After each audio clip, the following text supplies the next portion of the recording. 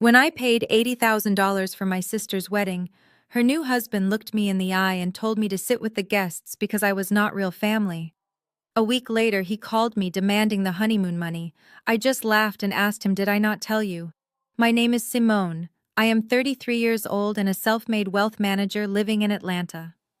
Before I continue this story, let me know where you are watching from in the comments below.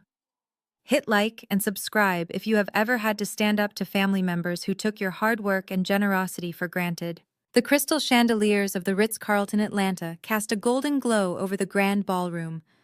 It was a picture-perfect evening, the kind of luxurious event that makes it onto the pages of high society bridal magazines. I sat at the head table sipping sparkling water and observing the absolute opulence that surrounded me. The room was a sea of designer gowns, custom-tailored tuxedos, and vibrant floral arrangements of imported white orchids and roses that cascaded down every table. A 12-piece live band was playing soft jazz in the corner, and waiters in white gloves circulated the room carrying silver trays of champagne and high-end hors d'oeuvres. Every single detail in this room, from the hand-lettered gold foil place cards to the massive ice sculpture centerpiece at the open bar, existed for one reason only. I had opened my checkbook and paid for it. My younger sister Jasmine was the bride, and in our family she was the golden child. She was a former sorority queen who had spent her entire life obsessed with maintaining a flawless image on social media.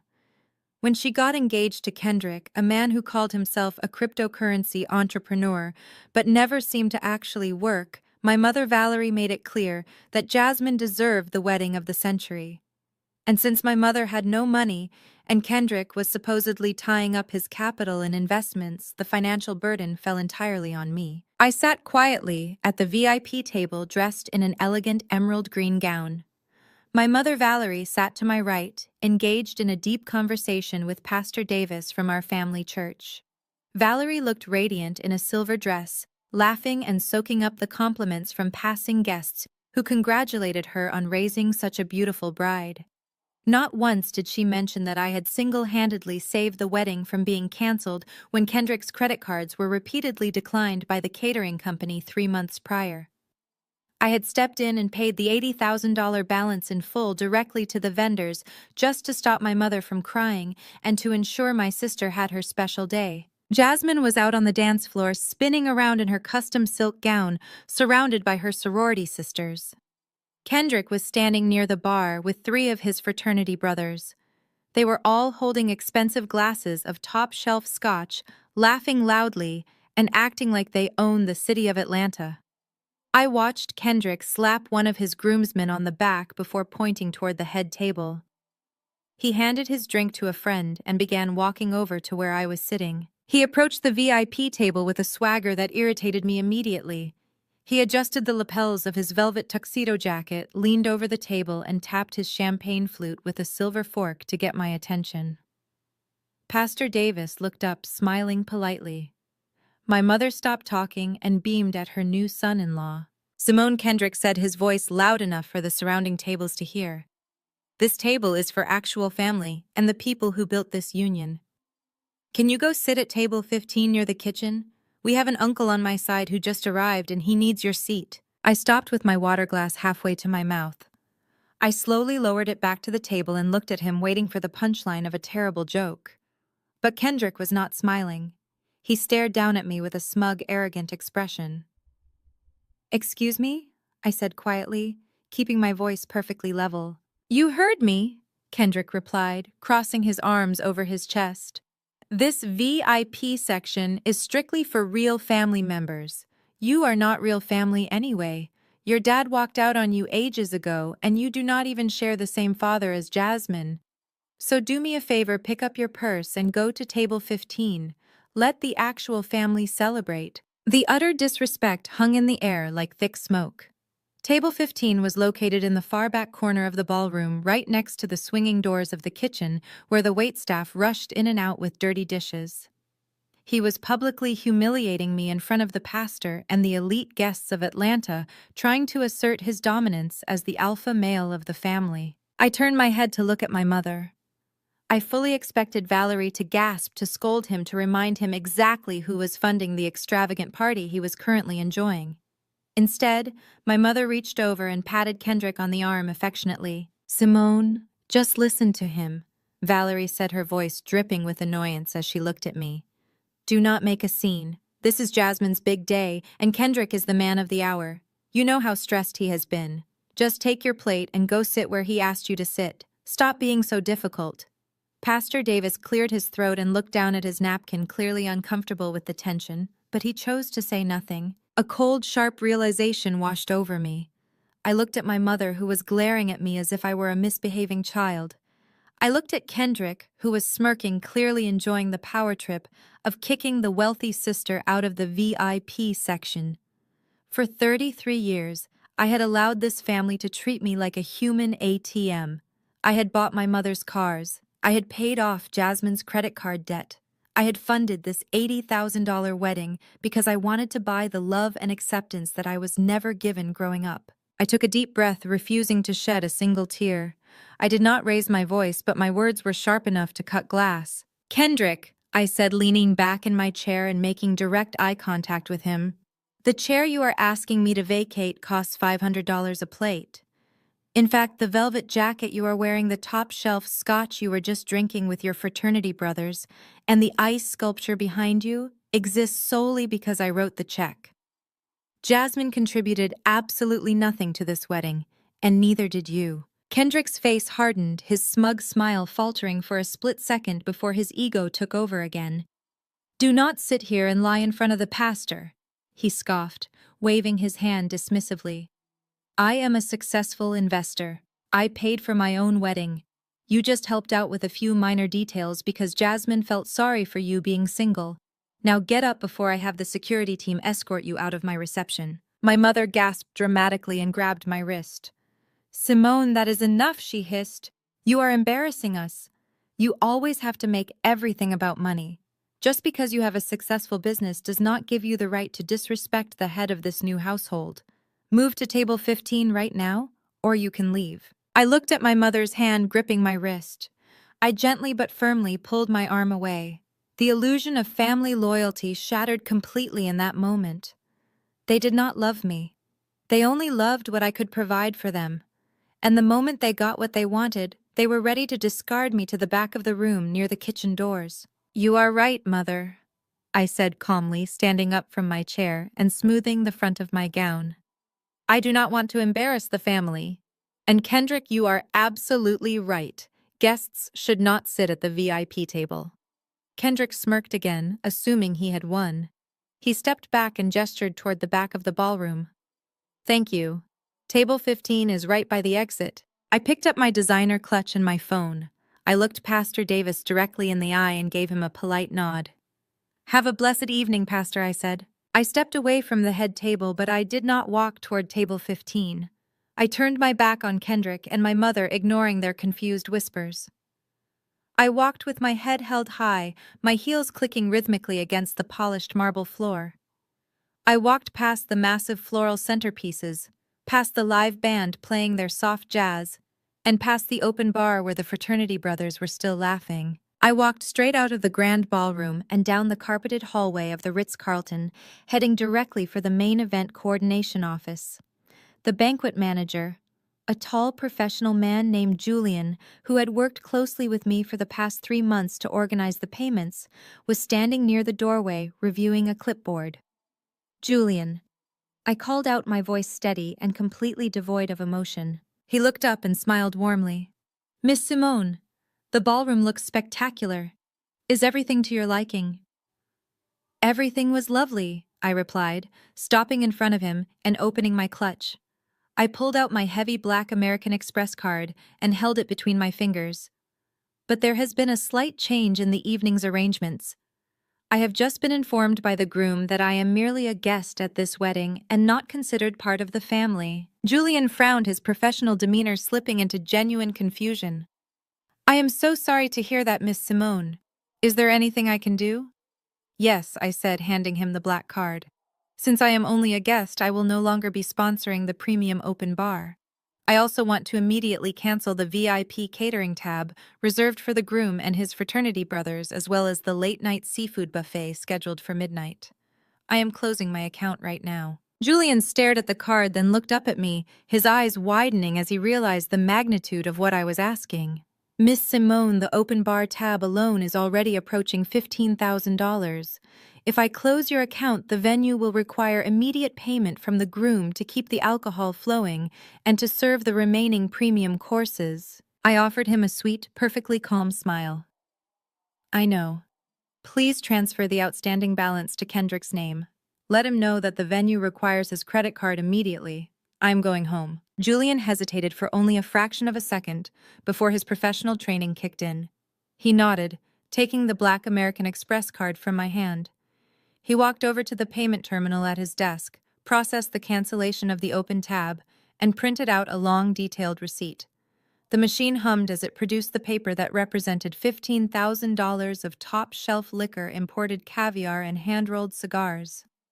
Julian handed me my card back along with a copy of the finalized zero balance for my account. He then picked up the new invoice, the one bearing Kendrick's name. I stood near the grand entrance of the ballroom, partially concealed by a massive arrangement of white hydrangeas. I wanted to witness the exact moment the illusion shattered. Inside, the jazz band had paused. The room fell into a respectful silence as Kendrick took the microphone, standing in the center of the dance floor. He had a fresh glass of champagne in his hand.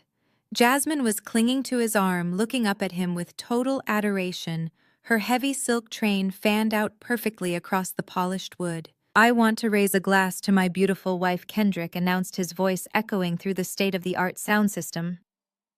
And to my brothers, the men who know what it takes to build an empire. We do not just dream, we execute. Tonight is about celebrating success, family, and the legacy we are creating. Drink up, everyone. The bar is wide open and the night is young. The crowd cheered, glasses clinked, but right as Kendrick raised his flute to take a sip, Julian stepped onto the dance floor. The banquet manager moved with urgent discretion, bypassing the bridesmaids and tapping Kendrick lightly on the shoulder. Kendrick lowered his glass, looking annoyed at the interruption. He leaned down as Julian whispered something in his ear. From my vantage point, the physical transformation was spectacular. Kendrick's arrogant smile vanished instantly, his posture stiffened. He shook his head violently and pointed a finger toward the VIP table, clearly instructing Julian to charge my card. Julian simply shook his head and handed Kendrick the long printed invoice. Even from a distance, I could see the blood drain from Kendrick's face. "Excuse me," Kendrick said into the microphone, forgetting to pull it away from his mouth. "What do you mean the tab is closed? The sister paid for this." The microphone caught every word. A collective murmur rippled through the ballroom. Guests exchanged confused glances. Jasmine snatched the microphone from his hand, her perfect smile faltering as she looked at Julian. "What is going on?" she demanded, her voice shrill and entirely unsuited for the elegant setting. "Why is the manager bothering us during the toast?" Julian, maintaining his utmost professionalism, spoke loudly enough for the front row of tables to hear. "Ma'am, the original financial sponsor for the evening has formally withdrawn her card. The venue policy requires an active credit card on file to continue serving alcohol and to release the midnight catering spread. The current outstanding balance for the bar is $14,850. I need a payment method right now, sir, or I have to instruct my staff to shut down the bar." The fraternity brothers standing nearby suddenly looked very uncomfortable. One of them slowly put his half-empty glass of scotch down on a cocktail table and took a step back. The guests at the VIP table, including Pastor Davis, stared in absolute stunned silence. Jasmine snatched the invoice out of Kendrick's hand. Her eyes widened as she read the total. She looked frantically toward the VIP table, searching for me. "Where is Simone?" she shrieked, entirely, dropping the poised, elegant bride persona she had cultivated for her social media followers. "Mom, where did Simone go? She cannot do this to me. This is my wedding." My mother shot up from her chair, her face flushed with a mixture of rage and panic. She looked around the room, her eyes darting toward the exits. She spotted me standing near the floral arrangement by the door. I did not hide. I simply gave her a small, polite wave, turned on my heel, and walked down the long, carpeted hallway toward the hotel lobby. I could hear the chaos erupting behind me. Jasmine began wailing, a full-blown toddler meltdown disguised in a $20,000 custom silk dress. I heard her screaming at Kendrick to fix it, demanding that he pull out his black card and pay the man. But I knew Kendrick did not have a black card. He did not even have a platinum card. Everything he owned was leveraged, borrowed, or rented. Simone, wait right there. I kept walking my pace, steady and unbothered. I reached the grand lobby of the Ritz-Carlton, where the crystal chandeliers hung low and the marble floors reflected the soft evening light. The valet stand was just outside the heavy glass doors. I pushed through them, the warm Atlanta night air washing over me. "Valet, please," I said to the attendant, handing him my ticket. "The black Porsche Panamera." "Right away, ma'am," he replied, jogging toward the parking garage. Before I could even take a deep breath, the heavy glass doors burst open behind me. My mother came charging out, her silver dress catching the light, her face twisted in absolute fury. She was breathing heavily, having sprinted through the hotel lobby in her expensive heels. "What is wrong with you?" Valerie screamed, not caring that the hotel doorman and a few passing pedestrians were staring at her. "How dare you pull a stunt like this? Get back in there right now and give that manager your credit card. You are humiliating your sister in front of the entire church congregation. The elders are in there. Pastor Davis is in there. What will people say about our family?" I turned to face her, completely unfazed by her screaming. I crossed my arms and looked her up and down. "They will say that Kendrick threw a wonderful party he could not afford. That is not my problem, Mother." "You are evil," she hissed, pointing a trembling finger at my face. "You have always been jealous of Jasmine. Just because no man wants to marry you, you have to ruin her special day. Kendrick was just stressed out. He is the man of the house now, and you need to respect his authority. He just wanted his family to sit with him." "He told me I was not family," I reminded her smoothly. "He told me I was just a guest, and as far as I know, guests do not pay the catering bill. Guests do not drop $80,000 to make sure the bride has imported orchids. Guests eat their free meal, drink their free wine, and go home. So that is exactly what I'm doing." Valerie stepped closer, trying to use her physical presence to intimidate me, a tactic she had used since I was a little girl. "You are going to regret this, Simone. If you leave right now, do not ever call me again. Do not bother coming to Sunday dinner. You are cutting yourself off from your own flesh and blood over a petty disagreement about seating." I looked at the woman who had birthed me, the woman who had watched her new son-in-law degrade me publicly and chose to defend him instead of her own daughter. The realization was incredibly freeing. I was not losing a mother, I was losing a parasite. "I will not be calling," I said quietly, "and I will not be at Sunday dinner. You and Kendrick can figure out how to pay the bill. He is a successful investor, right? He builds empires.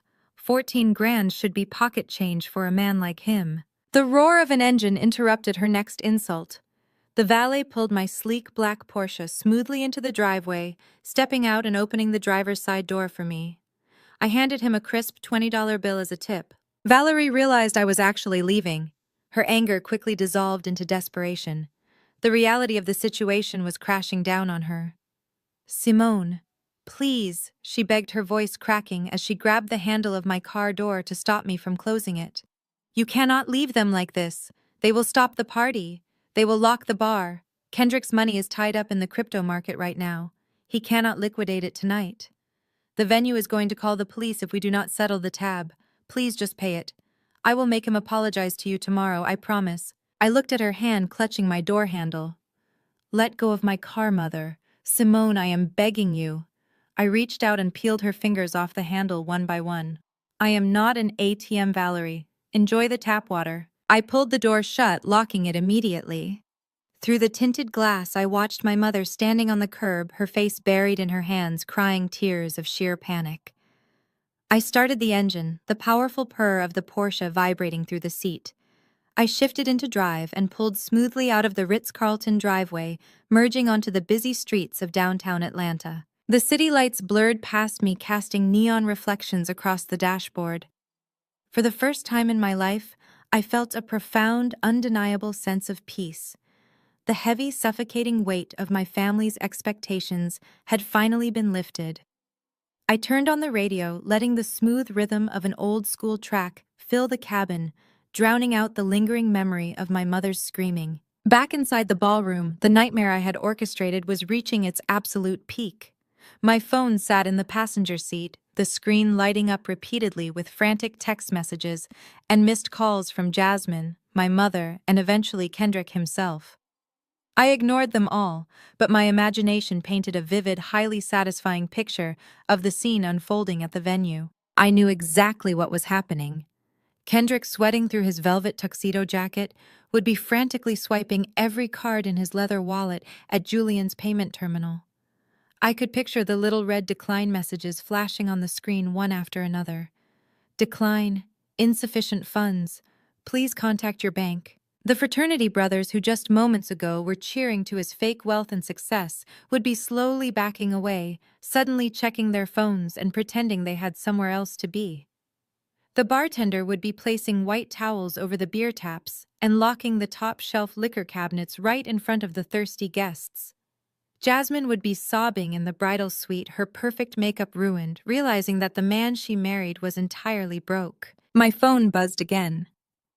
This time it was an automated text message from my credit card company confirming that the hold on my account had been formally released and the funds had been returned. I smiled, tapping the steering wheel to the beat of the music. Kendrick thought he could take my money, elevate himself, and publicly discard me all in the same breath. He thought my desire for family connection made me weak and compliant. He was dead wrong. I was a wealth manager. I spent my days analyzing risk-protecting assets and liquidating bad investments. Tonight, I had simply liquidated the worst investment of my entire life. As I drove toward my quiet, peaceful home, I knew this was only the beginning. The humiliation at the Ritz-Carlton was just the first domino to fall. My family had spent years taking advantage of my kindness, but they were about to learn a very hard lesson about my boundaries. The catering bill was merely a warning shot. The real reckoning was still to come, and I was entirely ready for the war. Exactly 1 week passed since the catastrophic reception at the Ritz-Carlton. I did not hear a single word from my mother, my sister, or her new husband. They did not call to apologize for the humiliation they tried to inflict. They did not text to explain themselves. They simply vanished into absolute silence. They assumed freezing me out would force me to crawl back begging for forgiveness. It was their favorite psychological tactic. Growing up, whenever I stepped out of line, questioned their authority, or refused to fund Jasmine's extravagant whims, my mother would ignore me for weeks. She would look right through me as if I was invisible, until the guilt became too heavy to bear. But things were different now. The silence did not feel oppressive anymore. It felt like a much-needed vacation. I spent the entire week focused entirely on my firm. My downtown Atlanta wealth management office was a pristine sanctuary of order, logic, and success, located on the 40th floor of a sleek glass skyscraper. The panoramic view of the sprawling city skyline served as a quiet reminder of how far I had climbed entirely on my own merits. I was sitting at my custom mahogany desk, deeply engrossed in reviewing a complex quarterly portfolio for a prominent high-net-worth client, when the silver phone on my console began to ring. I glanced at the glowing caller ID. It was Kendrick. For a brief second, I considered letting the call go straight to voicemail, but my curiosity about his sheer audacity won the mental debate. I pressed the speakerphone button, crossed my legs, and leaned back in my executive chair.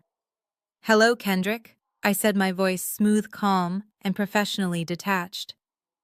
"Simone," he barked through the speaker, sounding exceptionally rushed and agitated, completely ignoring any basic pleasantries. "Listen to me very closely. Jasmine and I are currently finalizing our packing at the apartment. We fly out tomorrow morning for the Maldives. I am looking at my banking app right now, and the $25,000 honeymoon fund you promised us has not hit my checking account yet. You need to wire that money to me immediately." I stared at the phone sitting on my desk, genuinely amazed by his profound level of delusion. He was speaking to me as if the spectacular disaster at his wedding reception had never happened.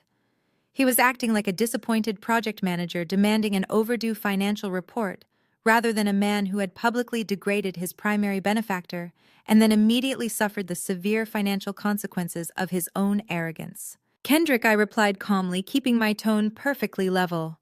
"Are you seriously calling my corporate office right now after what you pulled last Saturday night to demand $25,000 in liquid cash?"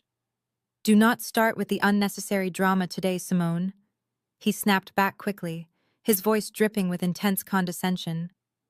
"Jasmine has been crying hysterically all week because you selfishly ruined her reception. I had to pull massive favors with my important business partners just to cover the bar tab you maliciously abandoned. You absolutely owe us this money. You explicitly promised us a luxury honeymoon experience, and as a strong man who provides for his beautiful wife, I need to make absolutely sure those funds are secured in my name before we board that flight. Send the wire right now." His ability to completely rewrite reality was almost impressive to witness. He was skillfully painting himself as both the tragic victim and the conquering hero simultaneously. I let out a soft, dry, humorless chuckle that reverberated slightly in the quiet office. "I owe you absolutely nothing," I said. "You made it perfectly clear to everyone in that ballroom that I am not family. I am just a random guest. And regular guests do not wire $25,000 to the groom a week after the wedding. You know what your actual problem is?" Kendrick's voice grew significantly louder, echoing harshly off the thick glass walls of my private office. "You are deeply bitter. You are so profoundly jealous of Jasmine that you simply cannot stand to see her happy and thriving. You might have all this money sitting in the bank, but you do not have a man to love you. You do not have a real family of your own. We are desperately trying to include you. We are trying our absolute hardest to let you be a meaningful part of our lives, but you keep pushing us away with your toxic and controlling behavior." I remained silent calmly, letting his desperate tantrum burn through the phone speaker. He took my silence as a sign of weakness and submission, so he pushed even harder aggressively, deploying the ultimate emotional weapon. "Let me make this very clear to you, Simone." He threatened, his tone suddenly turning dark, cold, and icy.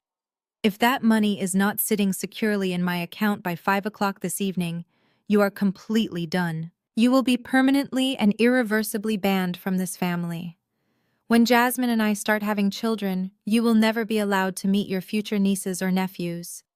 You will never be invited to a single holiday dinner, birthday party, or cookout ever again. You will sit in that fancy sterile office all by yourself and grow old completely alone. Send the wire by 5 o'clock or consider yourself cut off forever." He paused, waiting for the familiar guilt to crush my spirit, waiting for me to panic at the thought of losing my sister's future children. He expected me to cave, to pull out my checkbook and buy my way back into their graces. Instead, I leaned forward over my mahogany desk and laughed. It was not a small, polite chuckle. It was a genuine, deep belly laugh that echoed loudly through the room. "Are you quite done?" I asked casually, wiping a stray tear of amusement from my eye. "What is so funny?" he demanded, his voice cracking slightly with sudden insecurity. "Didn't I tell you?" I asked, softly dropping the volume of my voice so he had to strain his ears to hear me properly. "Didn't I tell you directly at the reception that I pay for things directly? You really thought I was going to wire $25,000 of liquid cash directly into your personal checking account? I paid the luxury travel agency directly, Kendrick. I booked the expensive flights. I booked the beautiful overwater bungalow. I paid for the private seaplane transfer. The entire luxury trip was fully funded, confirmed, and completely secured over 3 weeks ago."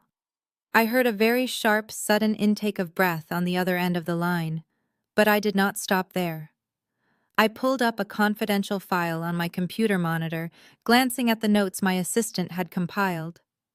"And I know exactly what you did on Tuesday morning," I continued, my voice slicing through his stunned silence. "You boldly called the luxury travel agency. You pretended to represent me, citing a fake family emergency, and you actively tried to cancel the entire itinerary. You aggressively demanded that the $25,000 be refunded, but not to the original credit card. You demanded it be securely routed directly into your personal cryptocurrency trading account. You literally tried to steal your own honeymoon money just to cover your hidden debts.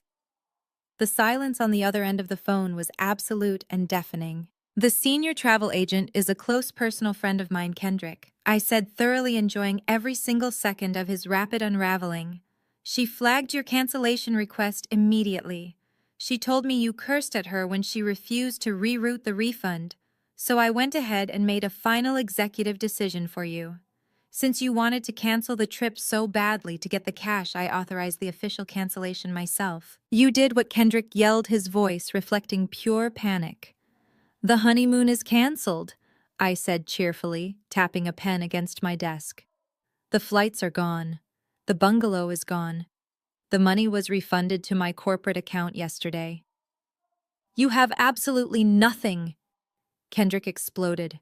A rapid barrage of vile profanity poured through the speaker. You bitter, lonely, miserable woman, he screamed at the top of his lungs. You are nothing but a jealous and pathetic wretch. I reached out and tapped the red button on the console, cutting off his raging voice mid-sentence. The spacious office was blissfully quiet again. I took a deep, refreshing breath, feeling lighter than I had in several years. I picked up my pen, completely ready to return to my important portfolio review, when the intercom on my desk buzzed abruptly, shattering the peaceful silence. Yes, I answered smoothly. Miss Simone, my receptionist said, her voice tight with panic. Your mother is here in the lobby and she brought a lawyer. Before I could even instruct my receptionist to call security, the heavy glass door to my private office swung open with tremendous force. My mother, Valerie, marched into the room with a theatrical sense of righteous fury. Right behind her was a man who looked like he had just stepped out of a late-night television commercial for ambulance chasers.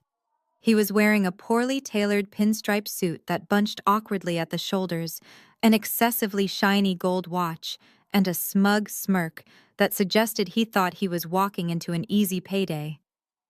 My mother slammed her designer handbag down on one of my leather guest chairs, pointing a trembling finger in my direction. This is him, Valerie announced loudly, her voice echoing against the floor-to-ceiling windows.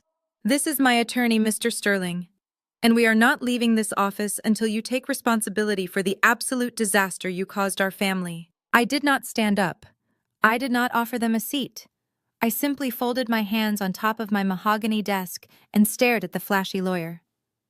Mr. Sterling puffed out his chest, stepped forward, and dramatically tossed a thick manila folder onto the center of my desk. It landed with a heavy, pretentious thud. Miss Simone. The lawyer began, using a tone that was entirely too loud for the intimate office space.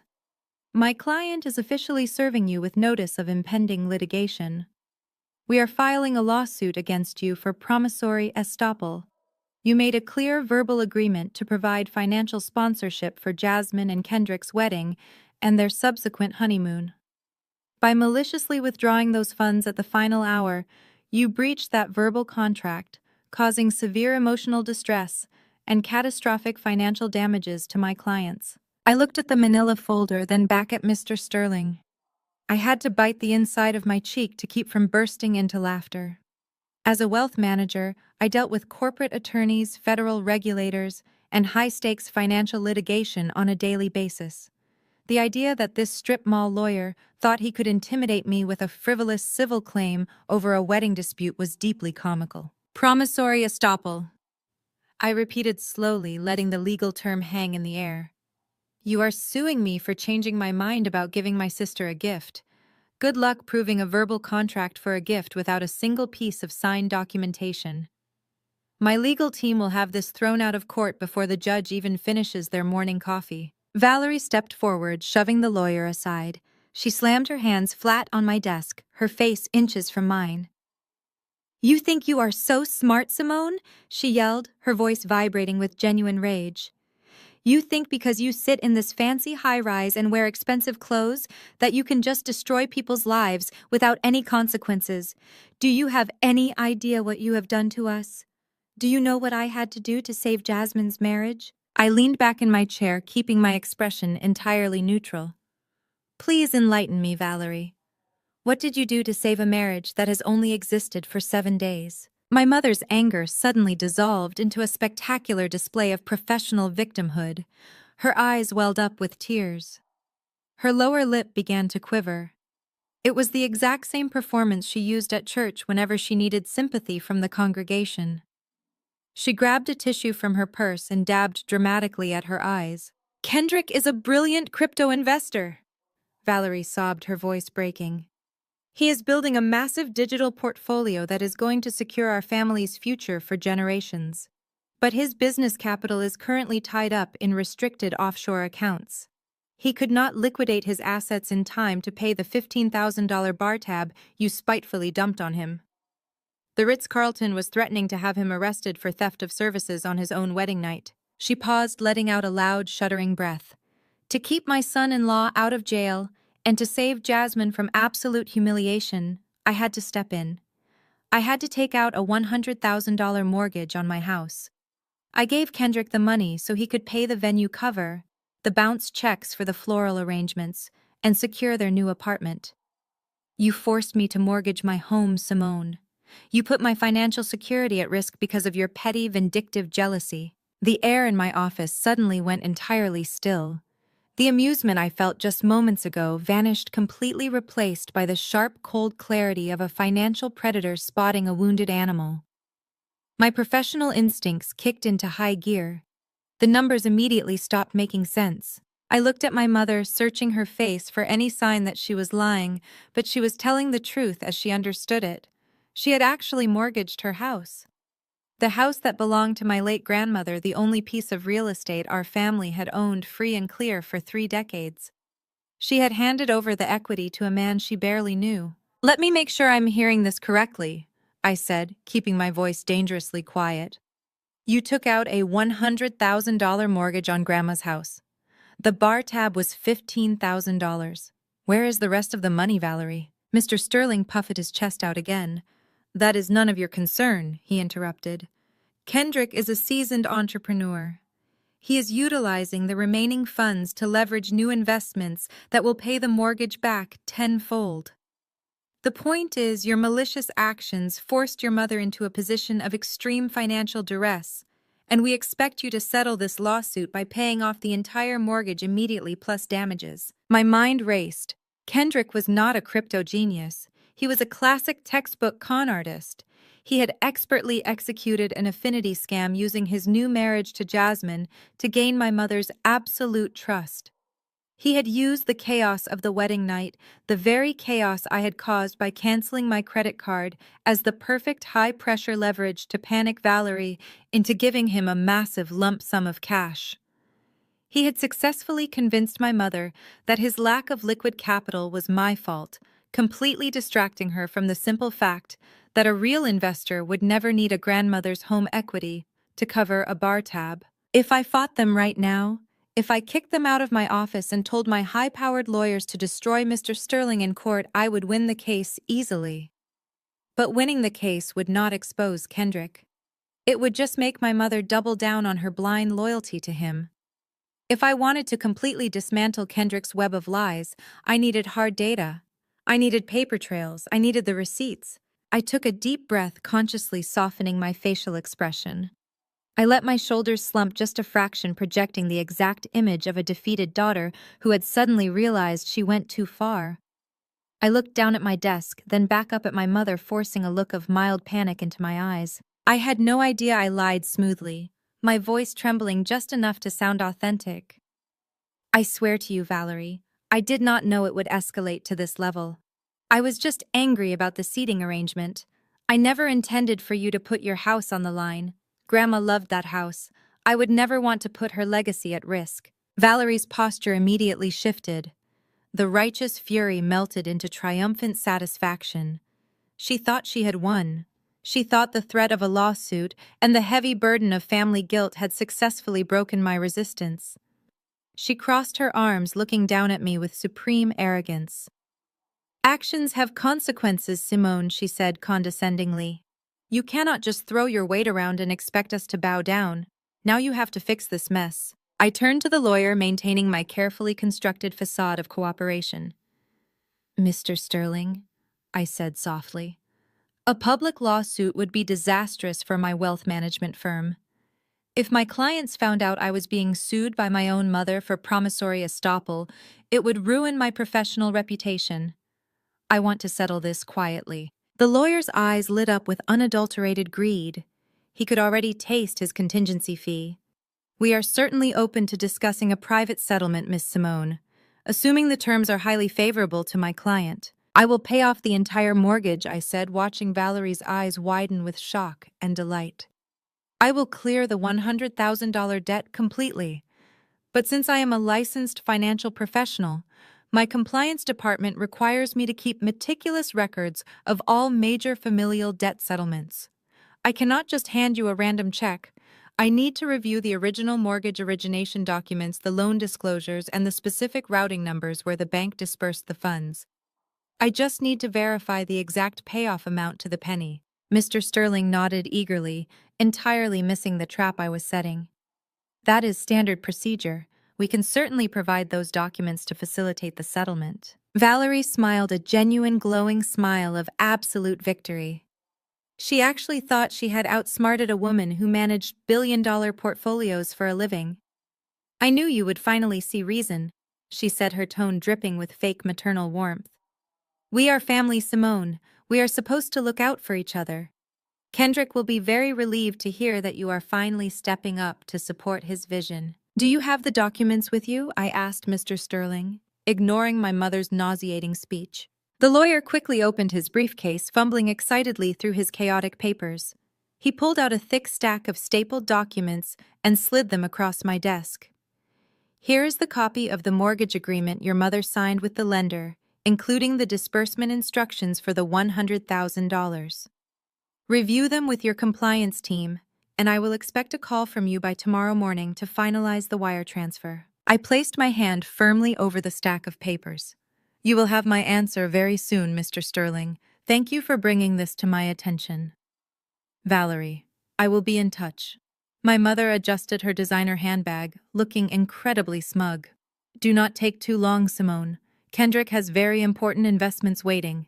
She turned on her heel and walked out of my office, her cheap lawyer scurrying right behind her like an obedient dog. The moment the heavy glass door clicked shut, the fake panic instantly vanished from my face.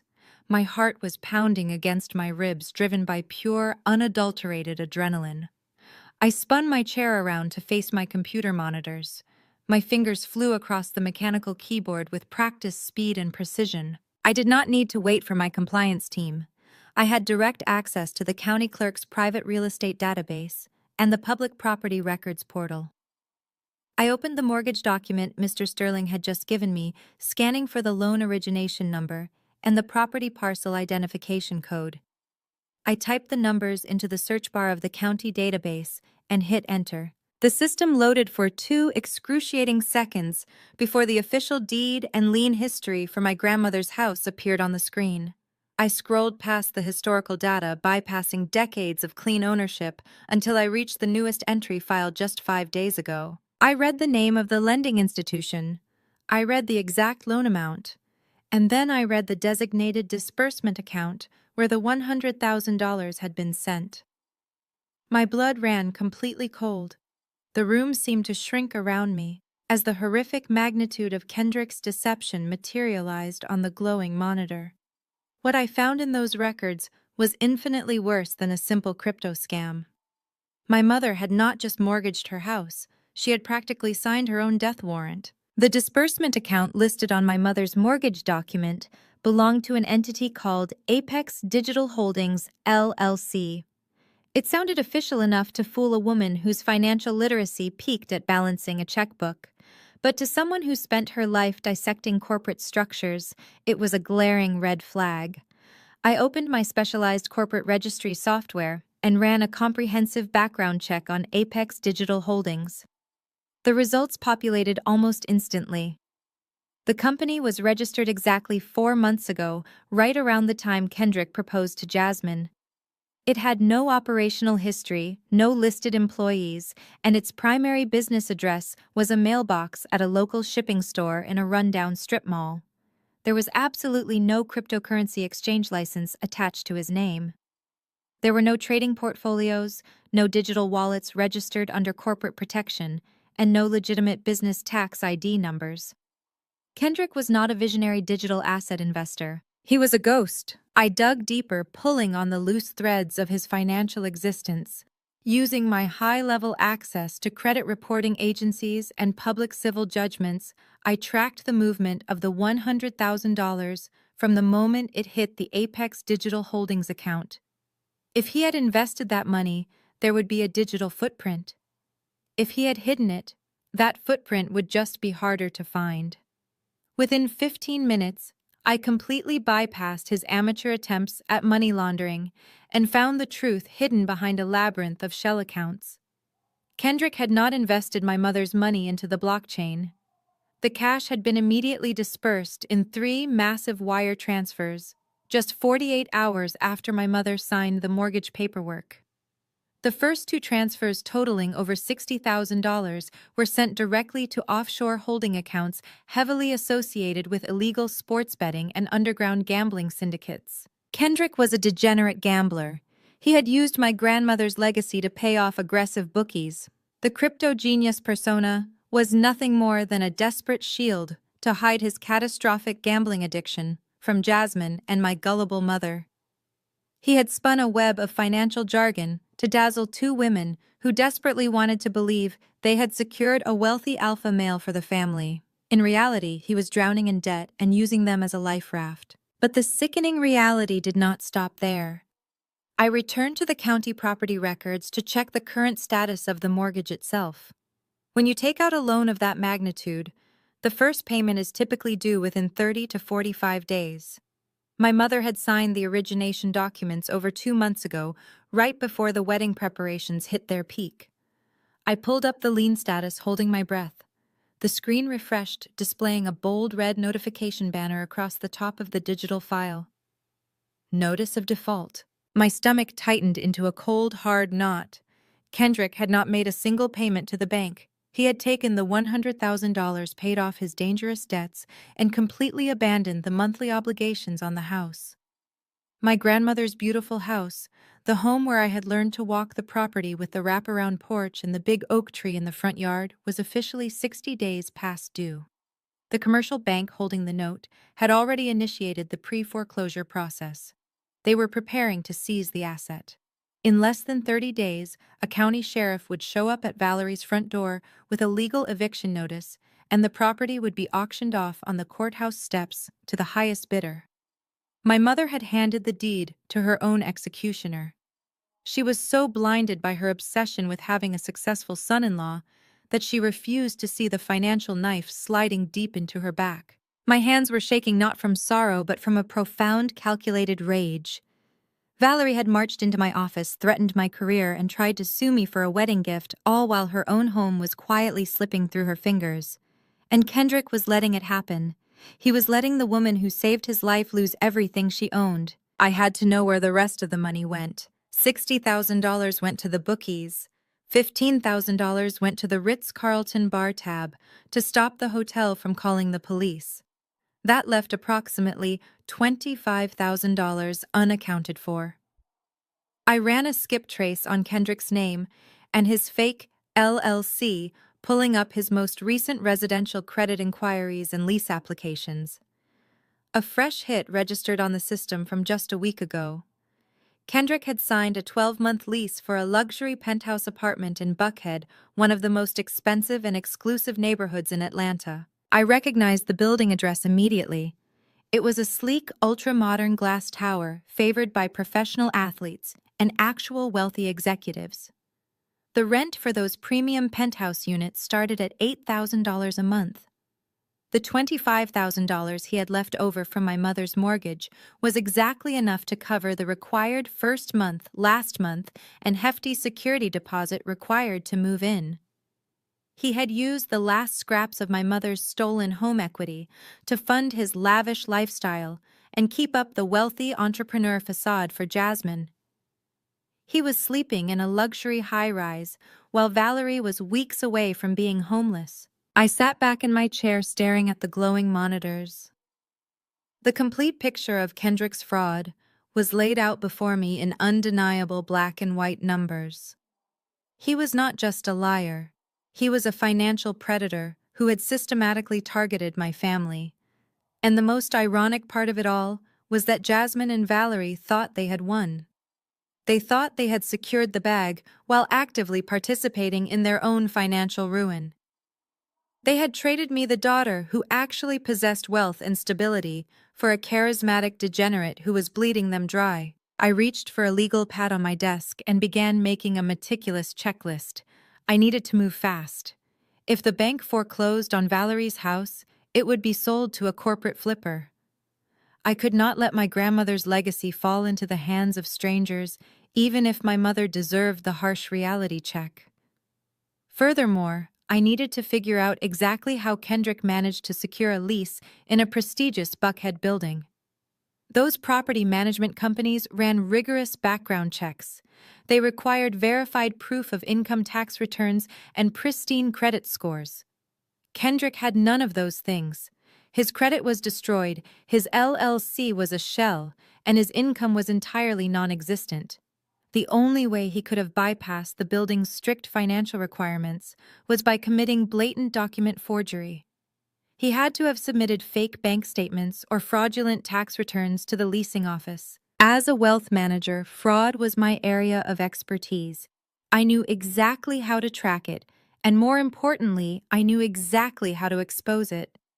I picked up my office phone and dialed the direct line to my lead private investigator, a former forensic accountant, who now worked exclusively for my firm.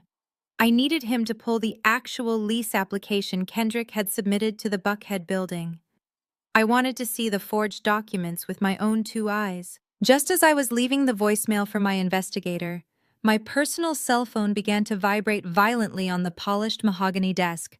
The caller ID flashed brightly. It was Jasmine. I stared at the screen. She had not called me since she screamed at me in the valet area of the Ritz-Carlton. Now, suddenly, she was calling my personal cell phone in the middle of a workday. I let it ring 3 times, enjoying the sheer power of making her wait. Then I calmly picked it up and swiped the green button to accept the call. Before I could even say a word, a frantic, high-pitched wailing burst through the speaker. Jasmine was crying so hard she could barely catch her breath. "Simone," she sobbed, her voice cracking with absolute hysteria. "Simone, you have to help me. Please, you have to come right now." I kept my voice completely flat, devoid of any sisterly warmth or concern. "Why are you calling me Jasmine? Did you and Kendrick run out of champagne in the Maldives? Oh wait, you never made it to the airport." "I do not care about the honeymoon," she screamed, completely ignoring my sarcasm. The panic in her voice was raw and genuine. It was the sound of her perfect, heavily curated reality violently crashing down around her. "Simone, the building management just locked us out of our penthouse. The security guards are standing in front of our door, and they will not let us inside to get our things." I leaned forward, my interest immediately piqued. I had just discovered the penthouse lease 10 minutes ago, and now they were already locked out. "What do you mean they locked you out?" I asked. Jasmine choked on a sob, her words tumbling out in a frantic rush. Kendrick was at the gym, and I was unpacking my designer bags. The property manager knocked on the door with 2 armed security guards. They told me I had 10 minutes to grab my purse and step out into the hallway. They changed the electronic locks right in front of me. They said the lease was fraudulent.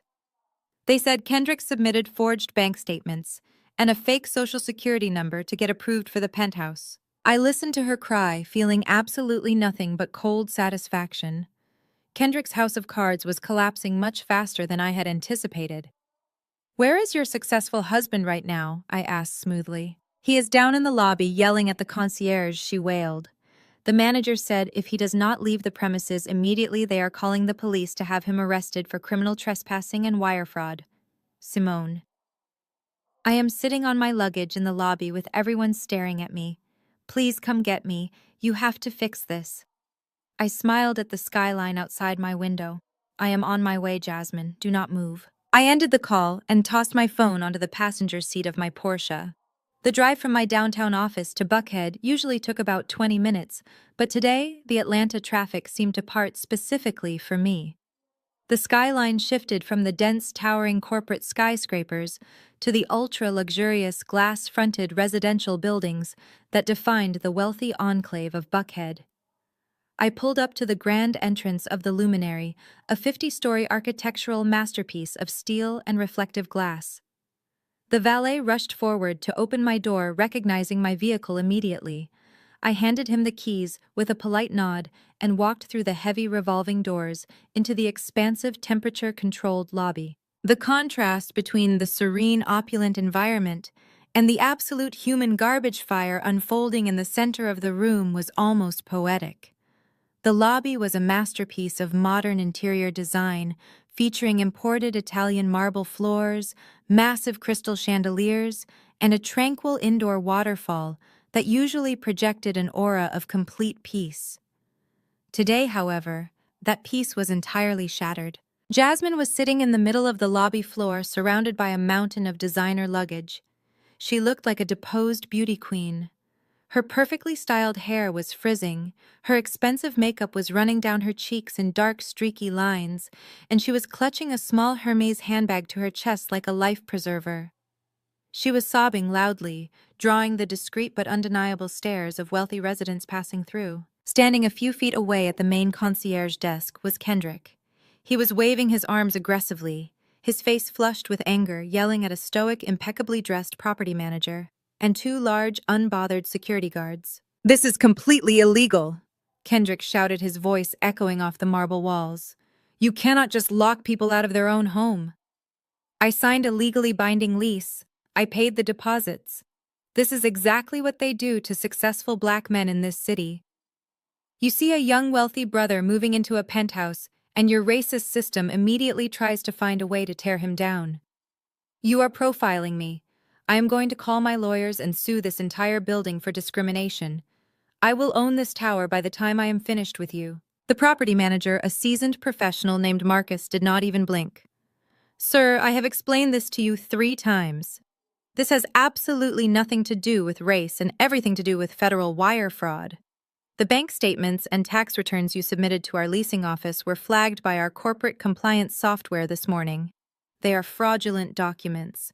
The Social Security number you provided belongs to a deceased individual in Ohio. Your lease is null and void. We have already packed your belongings. If you do not vacate the lobby in the next 5 minutes, I will have the Atlanta Police Department escort you out in handcuffs." Jasmine wailed louder at the word handcuffs. She looked up and finally saw me standing near the entrance. "Simone," she cried out, scrambling to her feet and running over to me. Her heels clicked frantically against the marble. "You have to do something. They are treating Kendrick like a criminal. He is an investor. Tell them who you are. Tell them you will vouch for us." I looked at my sister, taking in her swollen eyes and desperate pleading expression. I felt a brief, fleeting pang of pity, but it was quickly swallowed by the cold reality of what her husband had done to our mother. I stepped past Jasmine without offering her a hug or a word of comfort. I walked straight toward the concierge desk. Kendrick saw me approaching and immediately puffed out his chest, trying to maintain his alpha male facade. "Oh good," he sneered. "The cavalry is here. Listen to me, Simone. You need to call your banking contacts right now. These racist rent-a-cops are trying to say my financial documents are fake. You know I have capital tied up in offshore crypto accounts. Tell these idiots that my money is good so we can go back upstairs to our home." I stopped next to Kendrick and looked directly at Marcus. The property manager immediately stood up straighter, smoothing the lapels of his suit jacket. His stern, unyielding expression instantly transformed into one of deep professional respect. "Good afternoon, Miss Simone," Marcus said, offering a polite bow of his head. "I apologize for the disturbance in the lobby. We are handling the situation." You are doing an excellent job, Marcus, I replied smoothly. Have you securely changed the access codes for the penthouse elevator bank? Yes, ma'am, Marcus confirmed. The electronic locks on the unit have been swapped and his key fobs are completely deactivated. The premises are secure. Kendrick stared at Marcus, then looked at me, his brow furrowing in deep confusion. Wait a minute, he said, his voice dropping an octave. Why is he calling you ma'am? How do you know the property manager? Jasmine grabbed my arm, her manicured nails digging into my silk blouse. Simone, what is going on? Why are you talking to him like you are his boss? Fix this right now. I gently but firmly removed Jasmine's hand from my arm. I turned to face her, making sure my voice was loud and clear enough for both of them to hear every single syllable. I am not going to fix this, Jasmine, I said calmly. Because Marcus is absolutely right. Kendrick submitted completely forged bank statements, fake tax returns, and a stolen social security number to get approved for the penthouse. Jasmine gasped, taking a step back as if I had physically struck her. No, she whispered, shaking her head aggressively. No, that is a lie. He showed me the statements. He has millions in his trading accounts. The system here just made a mistake. There is no mistake, Jasmine. I continued, my tone unyielding and clinical. And I know there is no mistake because I do not just know Marcus. I am the majority shareholder of the real estate investment trust that owns the Luminary. This is my building. My corporate compliance office is the one that flagged his fraudulent application this morning. Kendrick literally tried to scam his way into a penthouse owned by my company. The silence that fell over our small circle was absolute. The background noise of the lobby seemed to fade away entirely. Jasmine's jaw dropped.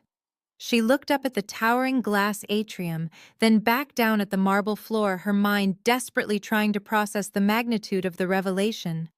Her sister, the woman she had looked down upon and mocked for being a lonely workaholic, owned the ultra-luxury building she had been bragging about on social media all week. Kendrick's face went completely ashen. The aggressive posturing alpha male routine vanished instantly. His mouth opened and closed silently like a fish pulled out of water. He had spent the last 24 hours walking around the penthouse like a king, completely unaware that he had walked directly into the lion's den. He had unwittingly handed his fabricated financial life directly to the one woman in Atlanta who could instantly verify and destroy it. You own the building, Jasmine whispered, her voice trembling with shock. I own 60% of the holding group. Yes, I clarified. And let me tell you how your husband paid the deposit for that beautiful penthouse you loved so much. He did not use cryptocurrency. He did not use investment returns. He used the $25,000 he had left over after he manipulated our mother into taking out a $100,000 mortgage on grandmother's house. Jasmine froze. What are you talking about? Mom's house is paid off. Not anymore, I said, driving the final nail into the coffin of her perfect reality. Kendrick convinced Valerie to mortgage the house to pay the Ritz-Carlton bar tab I left him with last weekend. He took the rest of the cash, paid off his underground sports betting debts, and used the very last pennies to rent this apartment to impress you. He has not made a single payment on Mom's new mortgage. The bank officially issued a notice of default yesterday. Grandmother's house is going into foreclosure, Jasmine. Valerie is going to be homeless in 30 days because your husband is a degenerate gambling addict and a world-class fraud. I waited for the realization to wash over her. I expected her to turn on him. I expected her to scream at Kendrick, to slap him across the face for putting our mother's home in jeopardy, to demand answers for the lies he had fed her since the day they met. But that is the tragic thing about the golden child. They are entirely incapable of processing reality when it shatters their curated image. Jasmine looked at Kendrick, who was sweating profusely and refusing to make eye contact with her. She looked at the mountain of luggage. And then, completely bypassing all logic and reason, she turned her absolute fury directly onto me. You are lying! Jasmine screamed, her face contorting with a sudden vicious rage. You are making all of this up! Jasmine, the documents are right here, I said, gesturing to the folder on Marcus's desk. I do not care about the documents, she yelled, stomping her foot on the marble floor like a spoiled toddler. You have always been jealous of me. From the time we were little girls, you hated that Mom loved me more. You hated that I was popular. You hated that I found a good man while you sit alone in your empty house with your spreadsheets. You could not stand the fact that Kendrick is a successful entrepreneur who treats me like a queen. So you used your corporate connections to sabotage his business accounts. You probably hacked his files to make them look fake just so you could publicly humiliate us again. I stared at her, genuinely astounded by the sheer Olympic-level mental gymnastics she was performing to protect her fragile ego. She would rather believe I orchestrated a massive corporate conspiracy to frame her husband than admit she married a broke con artist. "Jasmine," I said softly, almost pitying her profound delusion. "He stole Mom's house. He is a criminal. Open your eyes." "Shut up!" she shrieked, covering her ears with her hands. "Do not talk about my husband. You are just a bitter, evil bitch. I hate you. I never want to see your face again." Kendrick, sensing that his wife was successfully choosing the delusion over the truth, instantly regained his false bravado. The panic in his eyes vanished, replaced by a dark, malicious sneer. He reached out and grabbed Jasmine tightly by the arm, pulling her against his chest in a protective stance. He pointed a finger inches from my face. "You heard my wife," Kendrick hissed, his voice dropping into a menacing whisper. "We are done with you. You think you are so incredibly smart, Simone. You think because you sit in an office and sign papers that you control everyone around you. You think you can just destroy my reputation and walk away clean." "I do not have to destroy your reputation, Kendrick," I replied, entirely unbothered by his aggressive posturing. "You never had one to begin with. You are a broke, desperate man sleeping on the street tonight." Kendrick let out a dark, arrogant laugh. He leaned in closer, his breath hot and foul. "Is that right? You think this little stunt today means you won? You think locking us out of an apartment changes anything? You clearly do not understand how this family works, Simone. Jasmine knows the truth. Valerie knows the truth. And by this weekend, the entire community will know exactly what kind of monster you really are." He grabbed the handles of 2 heavy Louis Vuitton suitcases, pulling Jasmine toward the sliding glass exit doors. He stopped and looked back at me over his shoulder, a wicked, confident smile spreading across his face. "Just wait until Sunday service, Simone," he sneered. His eyes filled with absolute malice. "When the church elders and your precious mother are finished with you, you will not have a family, you will not have a reputation, and you will be completely finished in this city. Mark my words, you are finished." He shoved his way through the revolving glass doors, dragging his sobbing wife and his counterfeit designer luggage out into the sweltering Atlanta heat. I stood perfectly still on the cool Italian marble, watching them frantically try to flag down a rideshare vehicle on the busy street corner. Marcus, the property manager, stepped up beside me, clearing his throat quietly. "Miss Simone," he asked respectfully, "shall I instruct the security team to permanently ban them from the premises?" "Yes, Marcus," I replied, my eyes fixed on Kendrick as he violently threw a suitcase into the trunk of a battered sedan. "Ban them permanently. And make sure those fraudulent lease documents are securely forwarded to our corporate legal department immediately. I will need the hard copies by tomorrow morning." "Understood, ma'am," Marcus said, before retreating to his desk. I turned and walked slowly back toward the valet stand, my mind already calculating my next series of defensive maneuvers. Kendrick was cornered, broke, and desperate, which made him exceptionally dangerous. He was planning to weaponize the one institution my mother valued above all else, the church. He was going to use the Sunday service to launch a full-scale character assassination against me in front of the entire congregation. He thought the heavy weight of religious guilt and communal shame would finally break my spirit. He thought he could turn the entire city against me. I slipped into the driver's seat of my Porsche and gripped the leather steering wheel. I was not afraid of his petty threats. I was completely exhilarated. Let him bring his lies to the pulpit. Let him try to turn my own mother against me in the sanctuary. He had absolutely no idea what kind of holy fire I was preparing to rain down upon him. The penthouse eviction was merely a polite warning. Sunday service was going to be an absolute slaughter. I started the engine, the powerful roar vibrating through the quiet luxury of the luminary's pristine driveway. I merged back onto the crowded Atlanta streets, a cold, predatory smile slowly forming on my face. Kendrick wanted a public war. He was going to get one. I reached for my phone and dialed my lawyer. By Sunday morning, the atmosphere in Atlanta had grown thick with the oppressive summer humidity. But the chill I felt walking up the stone steps of Greater Hope Baptist Church was entirely man-made. I arrived 10 minutes before the service started wearing a tailored charcoal suit that projected absolute authority. For over a decade, this church had been my spiritual anchor and a cornerstone of my professional network. I was a respected member, a generous tither, and the acting chair of the church finance committee. But the moment I stepped through the heavy oak doors into the grand foyer, I knew the battle lines had already been drawn. The vibrant chatter that usually echoed through the vestibule died down to a hushed, venomous whisper as I walked past the greeters. Women in elaborate Sunday hats actively turned their backs to me. Men who usually shook my hand and asked for investment advice suddenly found the intricate patterns on the carpet fascinating. I saw a group of Jasmine's sorority sisters standing near the sanctuary doors. They glared at me with open disgust, whispering behind their manicured hands. Kendrick and Valerie had not wasted a single second.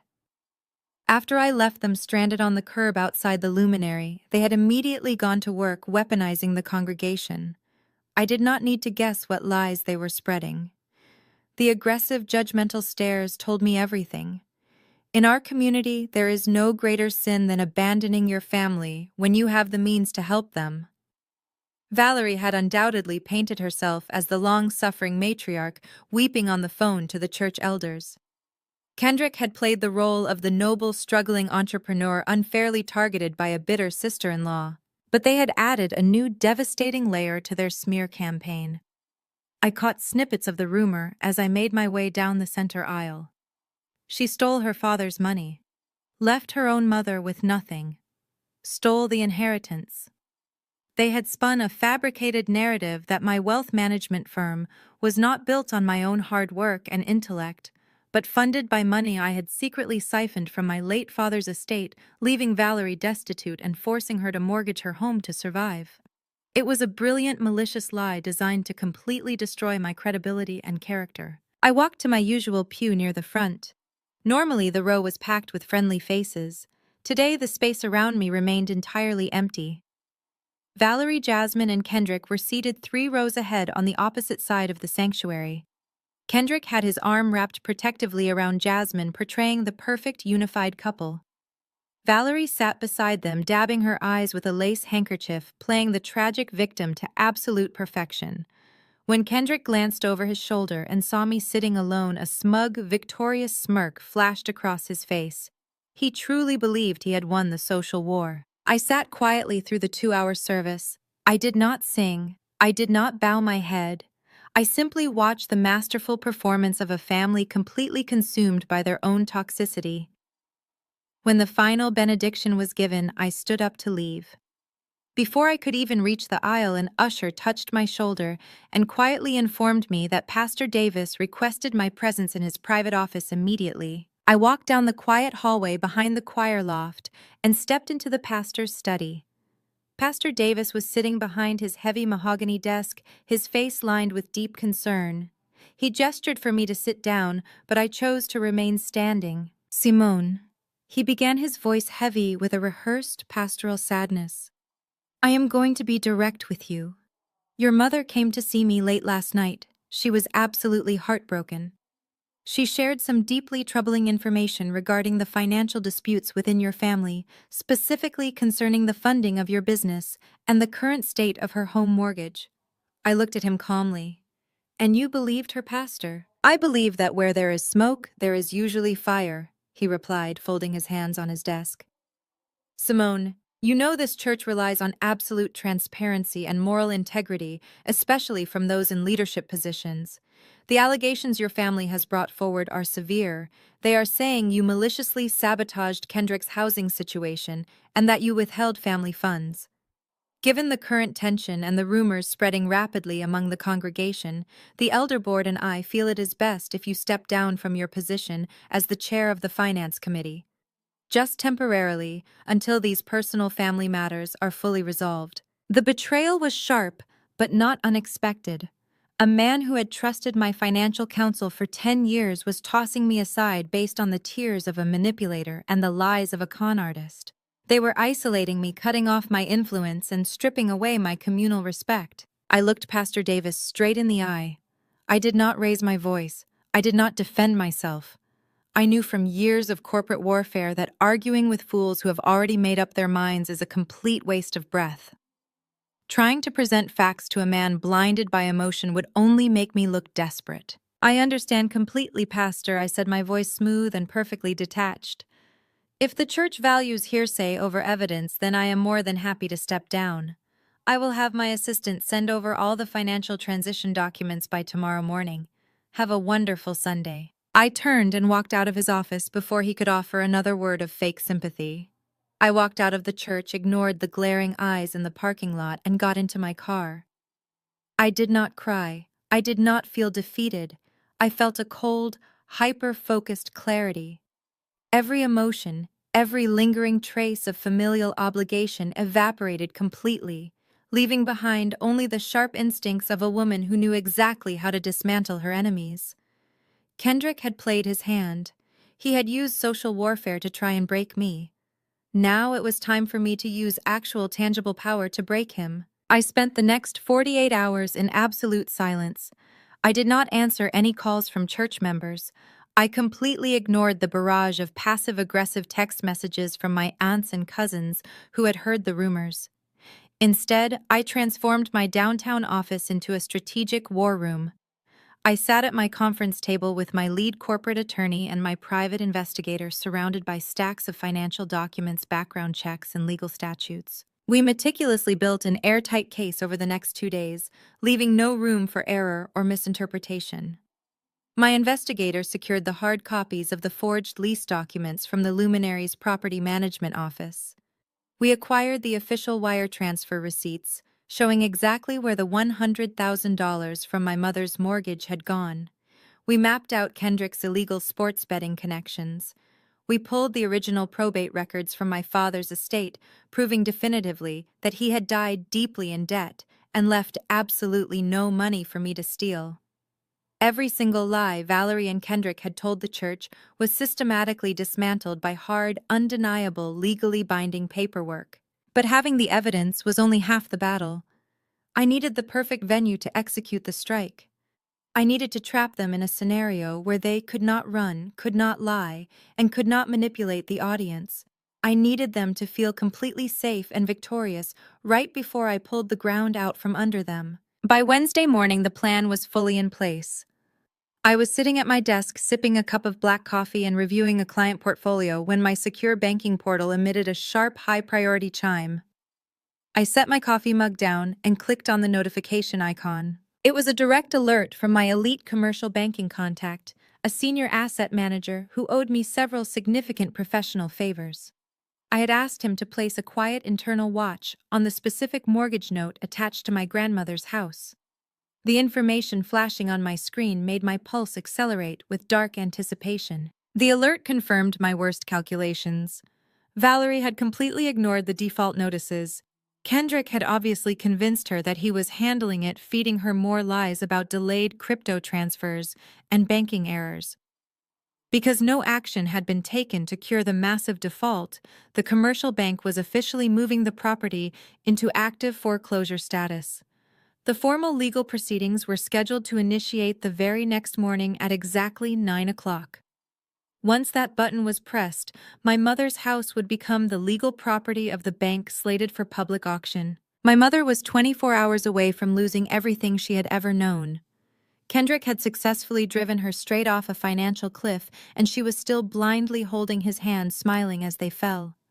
I picked up my secure phone line and dialed my commercial banking contact directly. He answered on the second ring. "Simone," he said briskly. "You saw the alert. They are initiating the foreclosure on the property tomorrow morning. The account is totally dead." "I saw it," I replied, pulling up my corporate treasury dashboard on my second monitor.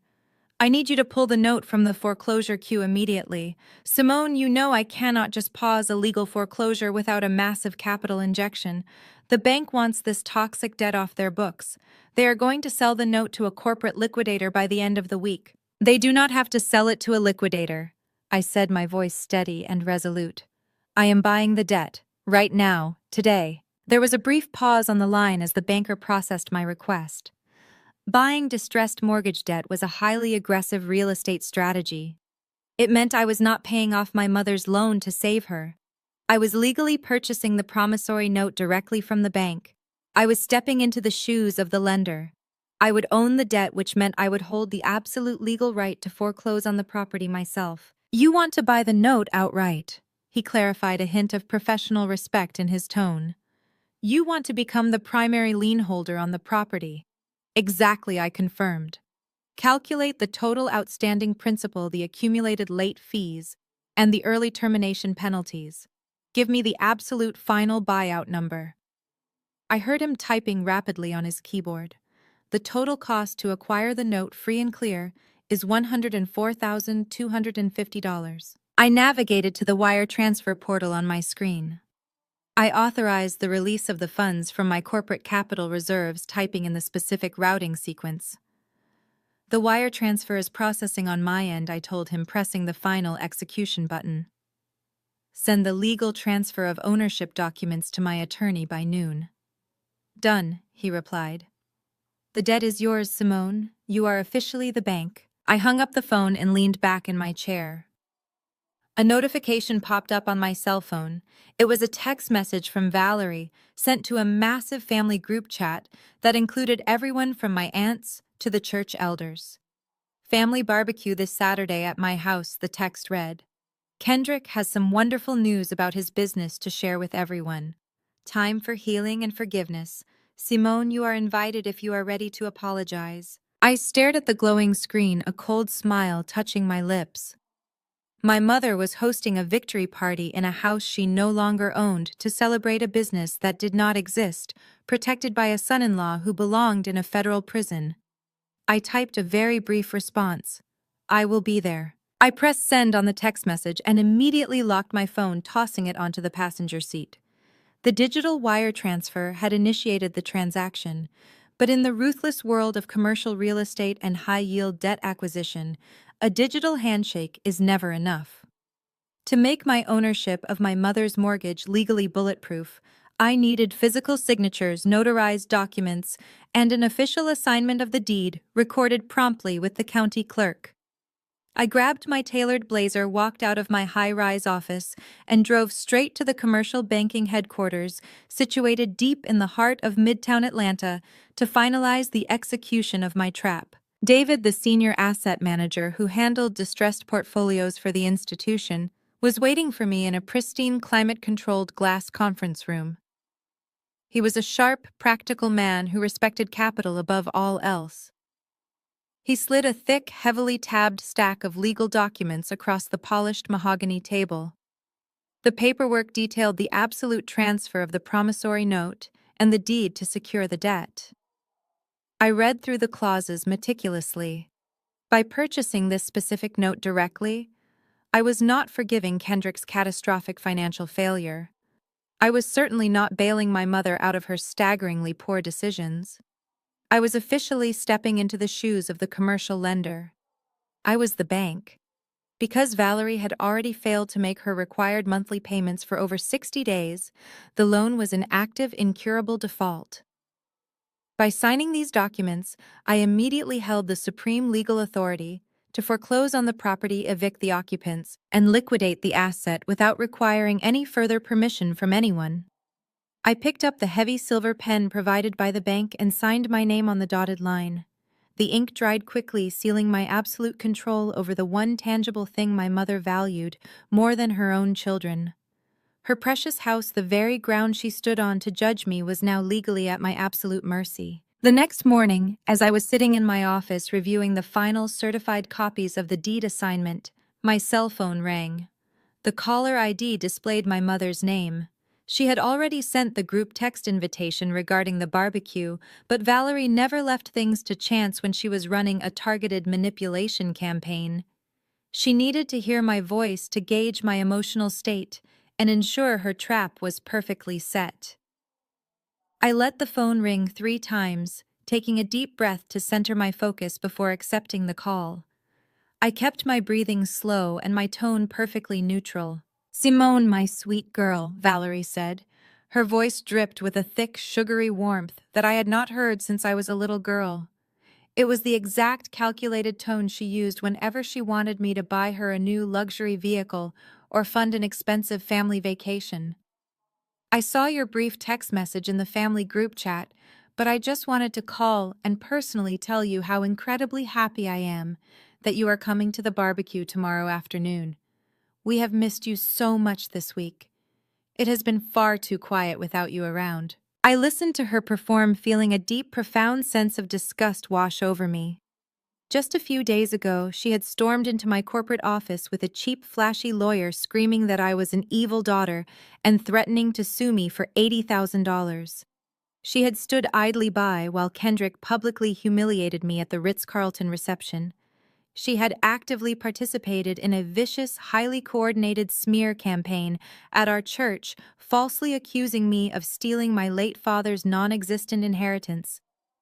And now, simply because she thought she had the upper hand, she was effortlessly slipping back into the role of the loving, forgiving matriarch. I am looking forward to attending Valerie, I replied, keeping my answers deliberately short, to force her to fill the empty silence with more lies. Valerie sighed dramatically into the receiver, playing the peacemaker. I know things got a little heated at the wedding, and I know feelings were hurt on both sides. But Kendrick is a good man, Simone. He has a wonderful heart. He feels absolutely terrible about the misunderstanding at the apartment building yesterday. He wants to apologize to you in person in front of the whole family and just make things right. He has some amazing news about his new business ventures, and he wants to share his ongoing success with you. We just want our family to be whole again. You are my daughter, and I love you. Let us just put all this ugly financial business behind us and move forward in grace. I ended the call shortly after my mind instantly dissecting the glaring fatal flaws in her performance. Kendrick did not want to apologize to me. Narcissists and con artists do not feel genuine remorse.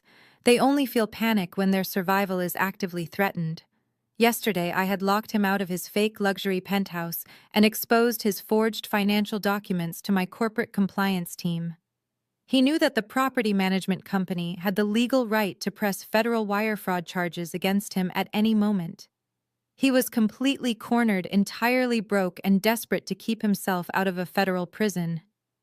This barbecue was not a celebration of family unity or spiritual healing. It was a carefully orchestrated high-pressure ambush. Kendrick was planning to use the heavy, suffocating pressure of our extended family and the church elders to force me into submission.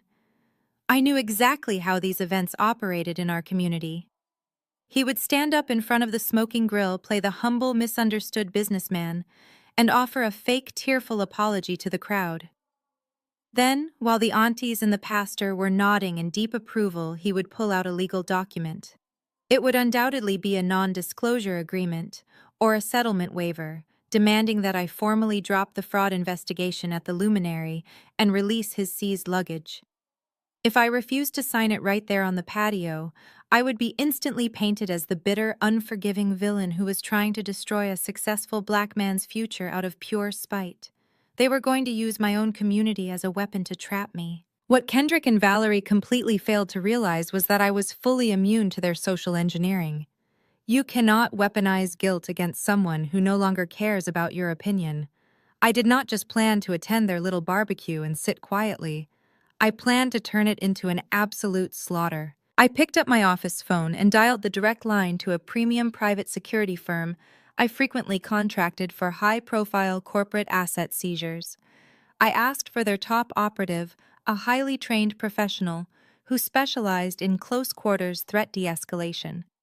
I explicitly instructed him to dress in casual weekend attire, a simple polo shirt and jeans, so he would blend in perfectly with the family cookout environment.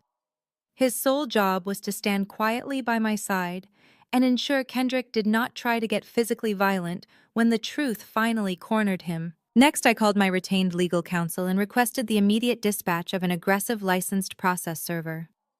I needed someone who was completely unfazed by loud arguments, crying, and extreme emotional outbursts. The process server was also instructed to dress casually, posing as a casual +1 or a colleague from my office.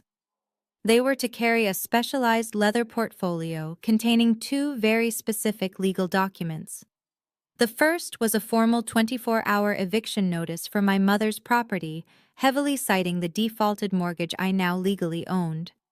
The second was a finalized legally binding notification from my real estate holding company regarding the fraudulent penthouse lease, officially turning the criminal matter over to the authorities. With my tactical team secured, I turned my absolute attention to the ammunition.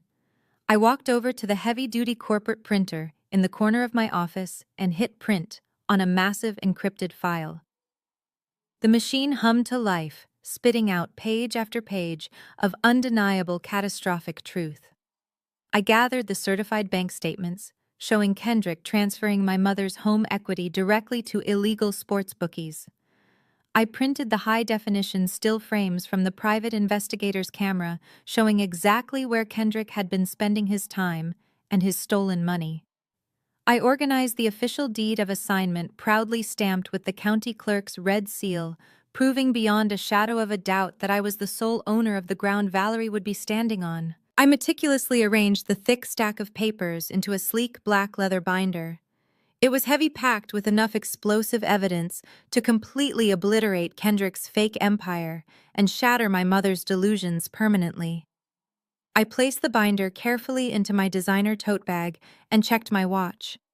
Tomorrow afternoon, the grill would be hot, the aunties would be gossiping, and Kendrick would confidently try to spring his trap. He thought he was inviting a helpless victim to the slaughter. He had absolutely no idea he had just invited the executioner. Saturday afternoon arrived with oppressive Georgia humidity, making the air feel heavy and thick. I pulled my Porsche onto the familiar suburban street where my grandmother's house stood. Cars lined the street, signaling a massive gathering. I parked and waited for a black sedan to pull up behind me. Two men stepped out. The first was Marcus, a private security operative wearing a polo shirt. The second was David, a licensed process server dressed in khaki slacks. To outsiders, they looked like colleagues joining a cookout. To me, they were the cavalry. I grabbed my black leather tote bag from the passenger seat, gave them a nod, and walked toward the backyard gate. Hickory smoke drifted over the wooden fence. The moment I unlatched the gate and stepped onto the back patio, the loud chatter of over 40 people dropped abruptly. The backyard was packed. My mother had invited half the congregation from Greater Hope Baptist Church. My judgmental aunties sat in lawn chairs under a canvas tent, fanning themselves and giving me severe glares. Jasmine stood near the patio furniture surrounded by her sorority sisters. Wearing a designer sundress, she laughed loudly, projecting the image of a carefree newlywed.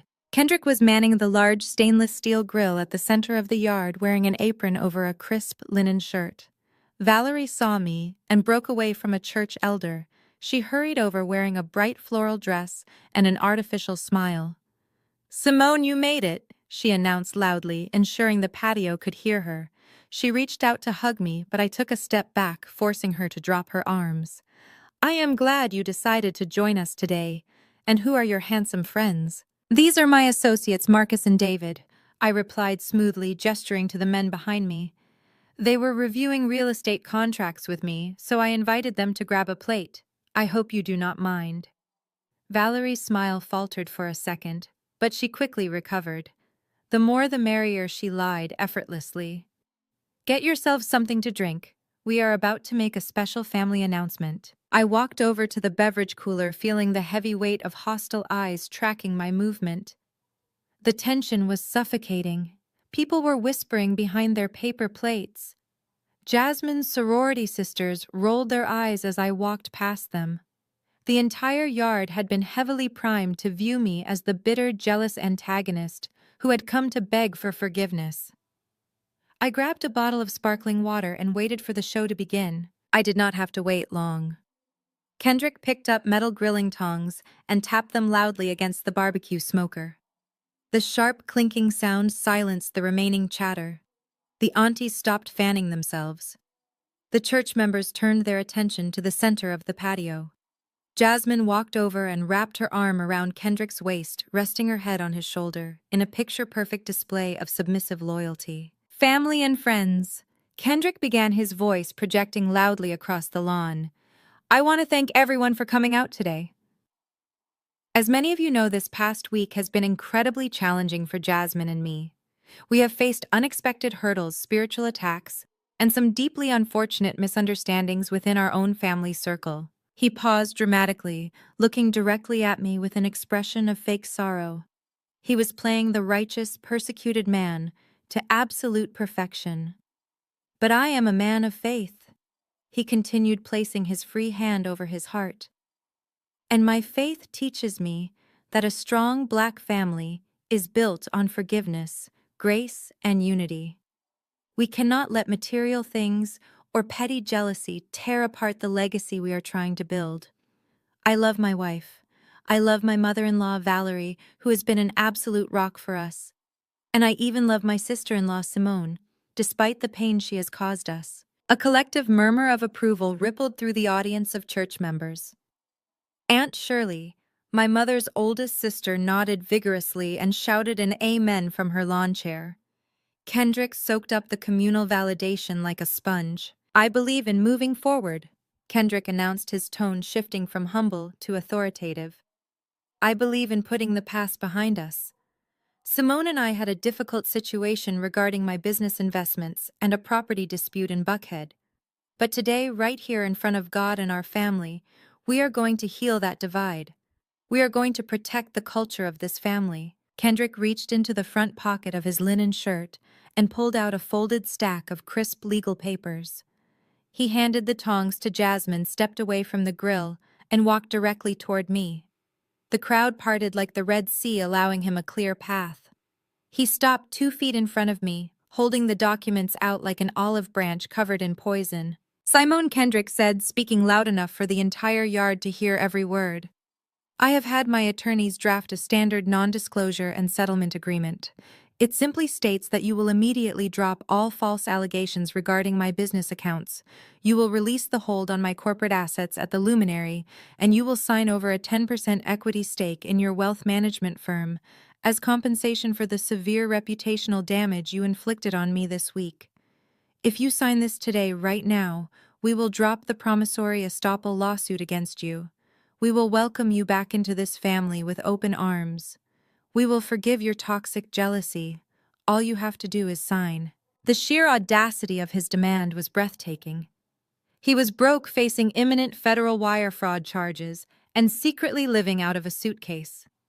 Yet he was standing in a backyard he did not own, trying to extort equity from a multi-million-dollar firm just to save his fragile ego. He had orchestrated this entire public spectacle because he thought I would rather surrender my wealth than face the collective shame of my community. Before I could even respond, Valerie stepped forward and placed her hand firmly on my shoulder. She looked at me with wide, pleading eyes. "Simone, please do the right thing," my mother urged, her voice trembling with manufactured emotion. "Kendrick is offering you a beautiful way out of this darkness. He is willing to forgive you. Do it for the family. Do it so we can have peace in this house." The aunties immediately chimed in, forming a tight, suffocating circle around me. "You need to humble yourself, Simone," Aunt Shirley scolded, pointing a finger at my face. "You cannot take your money to the grave. This man is trying to build a future for your sister. You need to support him instead of tearing him down." "Sign the paper, Simone," another church member called out from the back. "Stop being so stubborn. Protect the family." Jasmine added, her voice dripping with venom as she glared at me. "Stop trying to ruin my life and just sign it." The pressure was heavy, coordinated, and incredibly intense.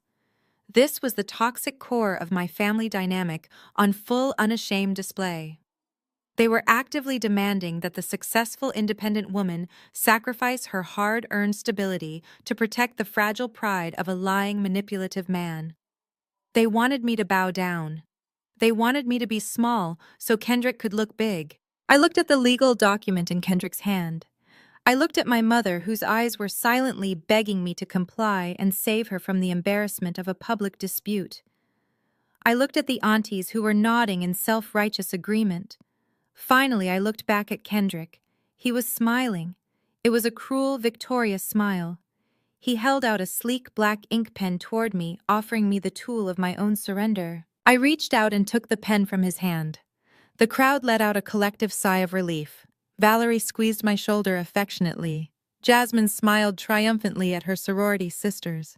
Kendrick relaxed his posture, assuming the battle was completely over. I looked down at the documents in my hands. I read the bold heading, demanding the transfer of my corporate equity.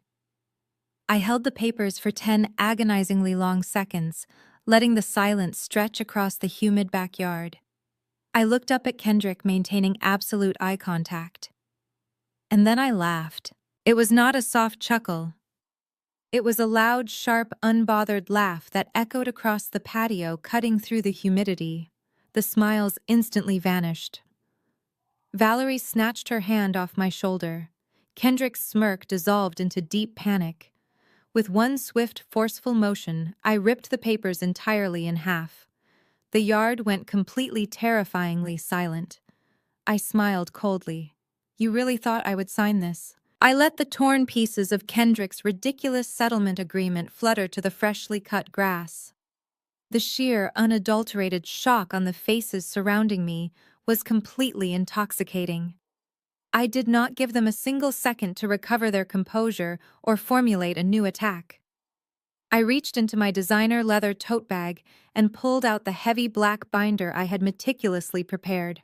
It landed on the outdoor dining table with a loud, authoritative thud right next to a silver platter of grilled ribs. Valerie stared at the thick binder, her false maternal warmth completely evaporating in an instant, replaced by a sudden creeping dread that visibly tightened her facial features. "What is that, Simone?" she demanded, her voice entirely losing its sugary, manipulative coating. "What are you doing right now?" "I am saving this family, mother," I replied, my tone dripping with icy clinical precision.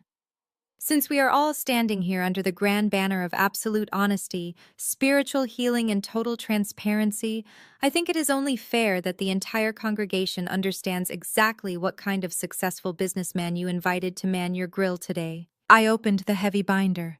The first document was right on top, printed on thick official bank letterhead with a glaring red stamp across the top margin. I picked it up and held it out between two fingers. "Mom, did you know your house was foreclosed on yesterday?" I asked loudly, ensuring my voice carried perfectly over the quiet patio and reached the ears of every single person present. The collective gasp from the aunties and church members was instantaneous and dramatic. Valerie physically recoiled as if I had reached across the table and slapped her across the face. Her eyes darted wildly around the yard, looking at her judgmental friends, her older sister, and finally resting on Kendrick's face. "That is a complete lie!" Valerie screamed, her voice cracking with pure, unbridled panic. She pointed a shaking, manicured finger at my chest.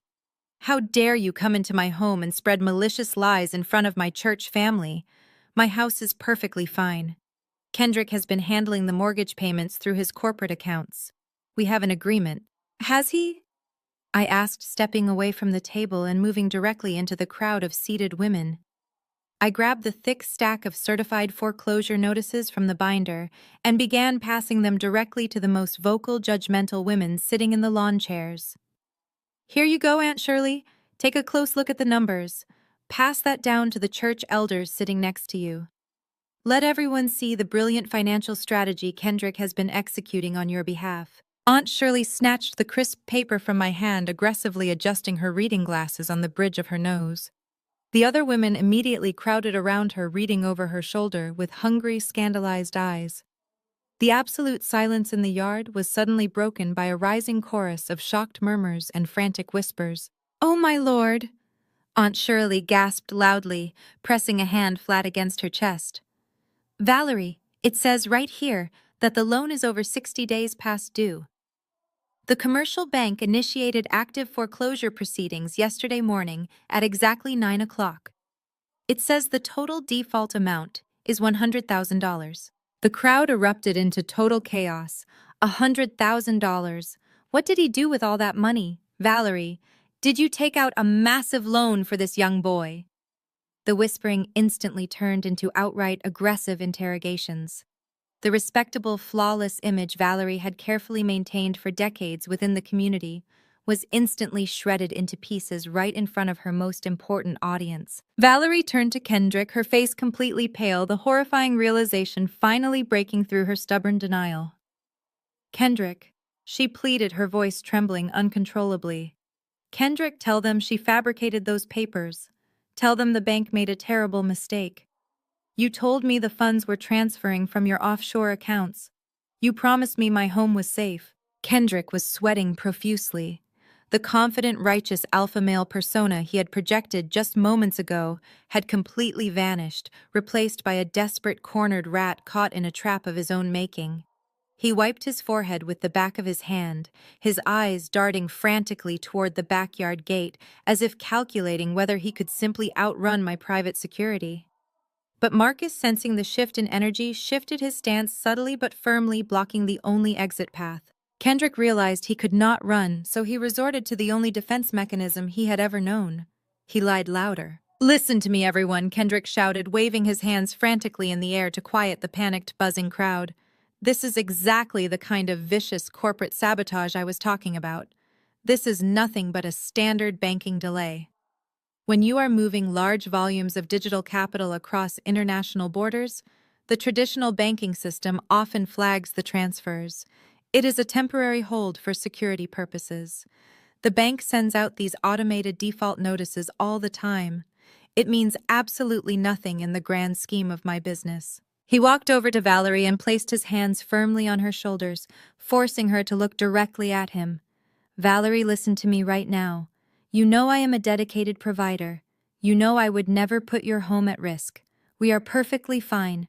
By state real estate law, even if a foreclosure process officially starts, the homeowner has a 30-day statutory redemption period.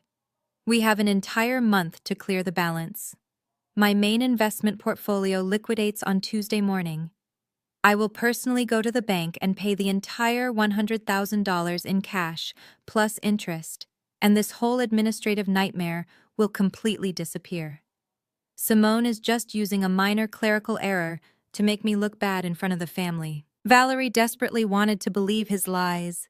She nodded slowly, tears welling in her eyes, clinging to his empty promises with everything she had because the alternative reality was far too horrifying to accept.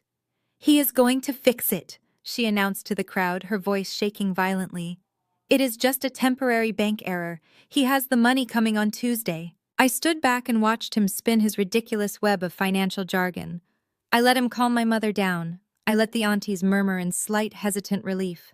I let Kendrick believe for one fleeting, beautiful second that his silver tongue had successfully saved him from the gallows once again. Then I stepped right into his direct line of sight and delivered the absolute fatal blow. "You would have 30 days, Kendrick," I said, my voice cutting through the thick, humid air like a sharpened blade. "You would absolutely have a statutory redemption period to save this property if the bank still actually owned the loan. But they do not." Kendrick froze completely. His hands slowly dropped from Valerie's shaking shoulders. "What are you talking about?" he demanded, his voice dropping into a raspy, terrified whisper. I smiled coldly, reaching back into my leather binder one final time. Commercial banks absolutely hate holding toxic defaulted debt on their books. When a massive loan goes unpaid for 60 days without a single phone call or payment from the borrower, they classify it as a dead asset. They want it off their balance sheets immediately to protect their shareholders. So yesterday afternoon, right before they pushed the final foreclosure button to seize the property, they listed the defaulted note on the private institutional market. I pulled out the heavy notarized deed of assignment. The document featured a bright gold county seal, the official bank insignia, and my unmistakable bold signature on the bottom line. I held it up high so the entire patio could see it clearly in the afternoon sun. "They sold the debt," I announced loudly, letting the sheer, undeniable weight of my words crush the very last remaining drop of hope out of his chest. "And I bought it this morning. I paid the commercial bank $104,250 in liquid cash. I assumed the primary position on the deed. I do not care about your fake offshore accounts, Kendrick. I do not care about a 30-day redemption period, because you do not owe the commercial bank anymore. You owe me. I am the primary lien holder. I am the bank.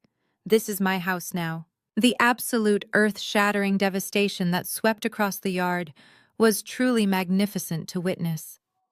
Aunt Shirley dropped the paper she was holding as if it had caught fire. Pastor Davis, who had been standing silently near the back porch stairs, lowered his head in utter speechless shock. My mother collapsed backward into a plastic patio chair, her legs completely giving out beneath her weight. She buried her face in her hands, releasing a loud, agonizing wail of pure, unadulterated despair. The proud woman who had publicly kicked me out of her VIP section at the wedding reception was now merely a vulnerable tenant residing in the property I completely owned. But I was not quite finished. I turned toward David, the licensed process server, who had been standing quietly by the wooden fence this entire time, blending in seamlessly until this exact moment. "David," I called out clearly, "please proceed with the delivery." David nodded with absolute professional detachment. He stepped out of the shadows, walked straight up to Kendrick, and handed him a thick, rigid manila envelope. Kendrick stared at it, too physically stunned to raise his hands, so David simply tapped the heavy envelope against Kendrick's chest, letting it fall softly to the grass right at his feet. Kendrick David said, his voice loud, formal, and authoritative, "You have been officially served. That envelope contains a formal 24-hour eviction notice. As the sole legal owner of this property, Miss Simone requires you to vacate the premises entirely by tomorrow afternoon at 3 o'clock.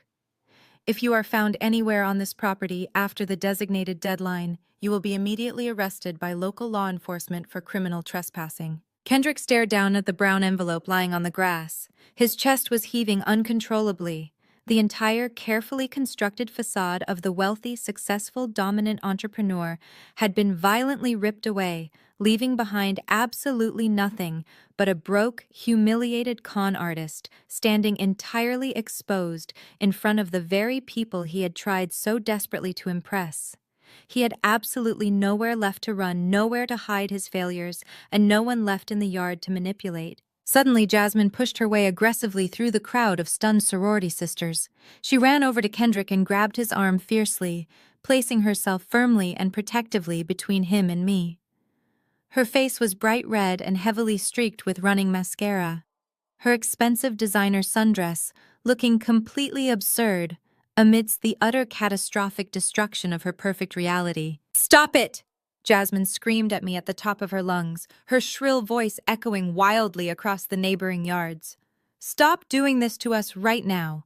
You are a complete monster. He is my husband. He is a provider for our family. He used that money to fund his startup business. He is trying to build a massive empire for our future. He made a small administrative mistake with the banking payments, but he truly loves me. You are just jealous because no man has ever loved you enough to risk absolutely everything to build a life with you." I looked at my younger sister, the eternal golden child, who had spent her entire existence shielded from the harsh consequences of her own terrible actions.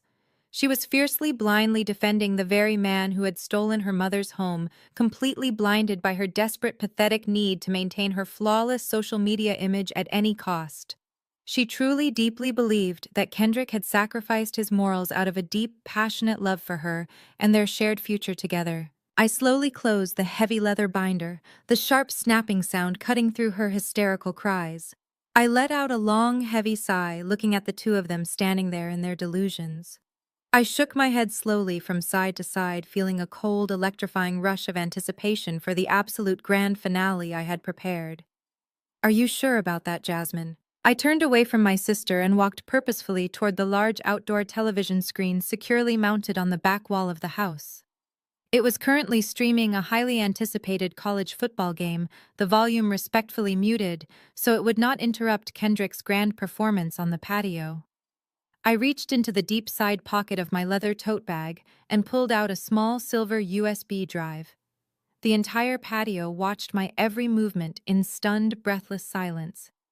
They were completely paralyzed by the rapid, catastrophic shift in power dynamics they had just witnessed. I located the media port on the side of the flat screen and plugged the digital drive directly into the television panel.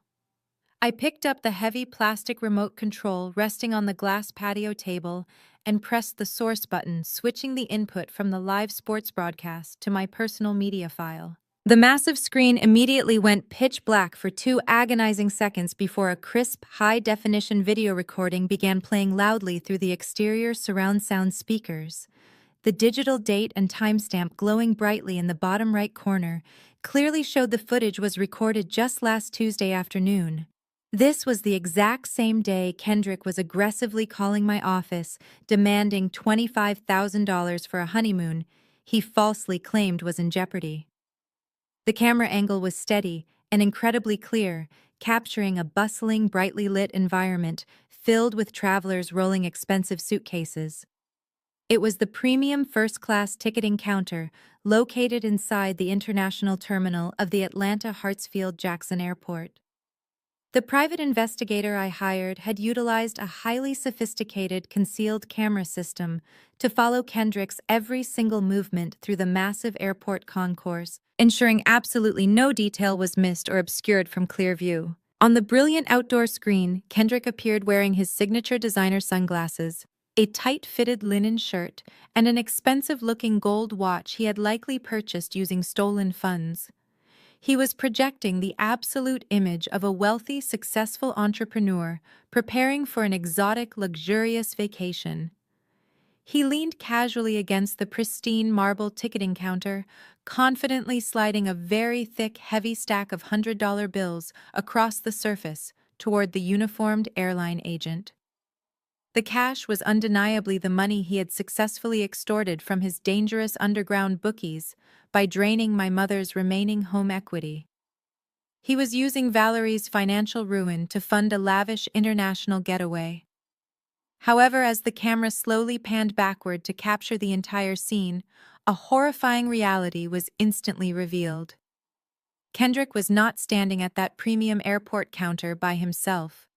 A beautiful, heavily perfumed young woman was standing right directly beside him. The woman had both of her arms wrapped securely around Kendrick's waist.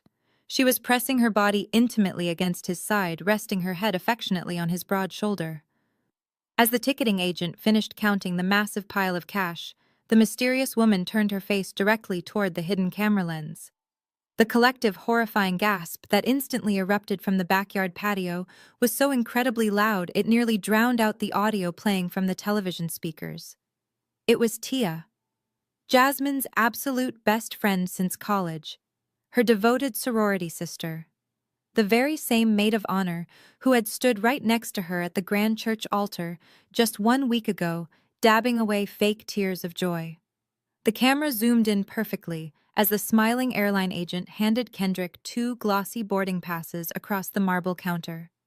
The high-quality parabolic audio was captured completely and utterly flawlessly. 2 first-class tickets to the Maldives, sir, the agent announced cheerfully through the television speakers. Kendrick smiled broadly, proudly taking the expensive tickets and turning immediately toward Tia. He aggressively grabbed her by her slender waist, pulled her flush against his chest, and kissed her. It was absolutely not a friendly, innocent peck. It was an incredibly deep, passionate, undeniably romantic kiss that lasted for several agonizingly long seconds on the giant screen. "I cannot wait to get you on that beautiful beach, baby," Kendrick said clearly in the video, his hand resting firmly on Tia's lower back. The video continued to play on a loop, but absolutely no one in the backyard was paying any attention to the television anymore. The entire patio instantly exploded into pure, unbridled, catastrophic chaos. The pristine facade of the perfect African-American family was violently shattered into a million tiny broken pieces. Jasmine let out a sound that I have never heard a human being make before in my entire life. It was a raw, primal, deeply guttural shriek of absolute soul-crushing agony. Her legs completely gave out beneath her trembling body. She collapsed heavily onto the hard stone patio, tearing wildly at the fabric of her expensive designer sundress. She sobbed so violently that her shoulders shook uncontrollably, gasping desperately for air as the magnificent, flawless delusion she had sacrificed her own mother to protect was ruthlessly burned to ashes right in front of her. The judgmental aunties who just moments ago were demanding my complete submission were now shrieking in sheer horror. Aunt Shirley dropped her plate of ribs onto the grass, clutching her chest and crying out to the Lord for mercy. The church members scrambled backward completely and entirely terrified by the massive scale of Kendrick's betrayal. Over by the large beverage cooler, the tight-knit circle of sorority sisters aggressively parted ways. They stepped rapidly and forcefully away from Tia, as if she were suddenly infected with a highly contagious, deadly disease. Tia was actually standing right there at the barbecue, wearing a bright yellow floral dress and holding a red plastic cup filled with sweet lemonade, the color completely drained from her face, leaving her looking like a terrified ghost. Her perfectly manicured hands began shaking so violently that she dropped the cup. The lemonade splashed violently across the patio stones. Realizing she was now the primary target of an angry mob of betrayed black women, Tia immediately turned on her high heels. She made a desperate, frantic, panicked dash toward the tall wooden security gate located at the very back edge of the yard, hoping to escape the explosive and dangerous family drama unnoticed. She did not make it very far. Cousin Jamal, a massive, fiercely protective man who had absolutely no patience for homewreckers, stepped directly into her escape path. He crossed his thick, muscular arms tightly over his broad chest, his face completely hardened into an impenetrable wall of pure righteous fury. "Where exactly do you think you are going?" he demanded, his deep voice booming powerfully over the chaotic screams of the terrified aunties. Tia desperately tried to dart around his right side, but two other angry female cousins stepped up immediately beside him, completely blocking the only remaining exit. "You are absolutely not going anywhere today, you filthy snake," one of the cousins yelled loudly, pointing a sharp finger aggressively right into Tia's terrified face. Tia shrank backward in fear, covering her weeping face with her trembling hands, entirely trapped inside the yard with the family she had just betrayed. Valerie was still sitting absolutely frozen in her plastic lawn chair, staring blankly ahead at the chaotic scene unfolding before her. The sudden agonizing shock of losing her beloved grandmother's house and vividly witnessing her golden child's perfect marriage shatter simultaneously had effectively broken her mind. She could not speak. She could only rock slowly back and forth, completely catatonic. Pastor Davis was standing frozen near the porch stairs, shaking his head slowly back and forth, staring at Kendrick with an expression of profound, undeniable disgust. Kendrick was standing utterly paralyzed near the smoking grill. His panicked eyes darted wildly around the yard, taking in the screaming women, his sobbing wife rolling in the dirt, and his trapped mistress begging for mercy at the fence. The carefully crafted mask of the confident, righteous alpha male completely fell off instantly, revealing the pathetic, desperate fraud hiding securely underneath his tailored clothing. He looked wildly at the television screen, still looping the damning footage of his romantic airport kiss, and then he looked directly into my calm eyes. His sweating face violently contorted into a horrific mask of pure, unadulterated rage.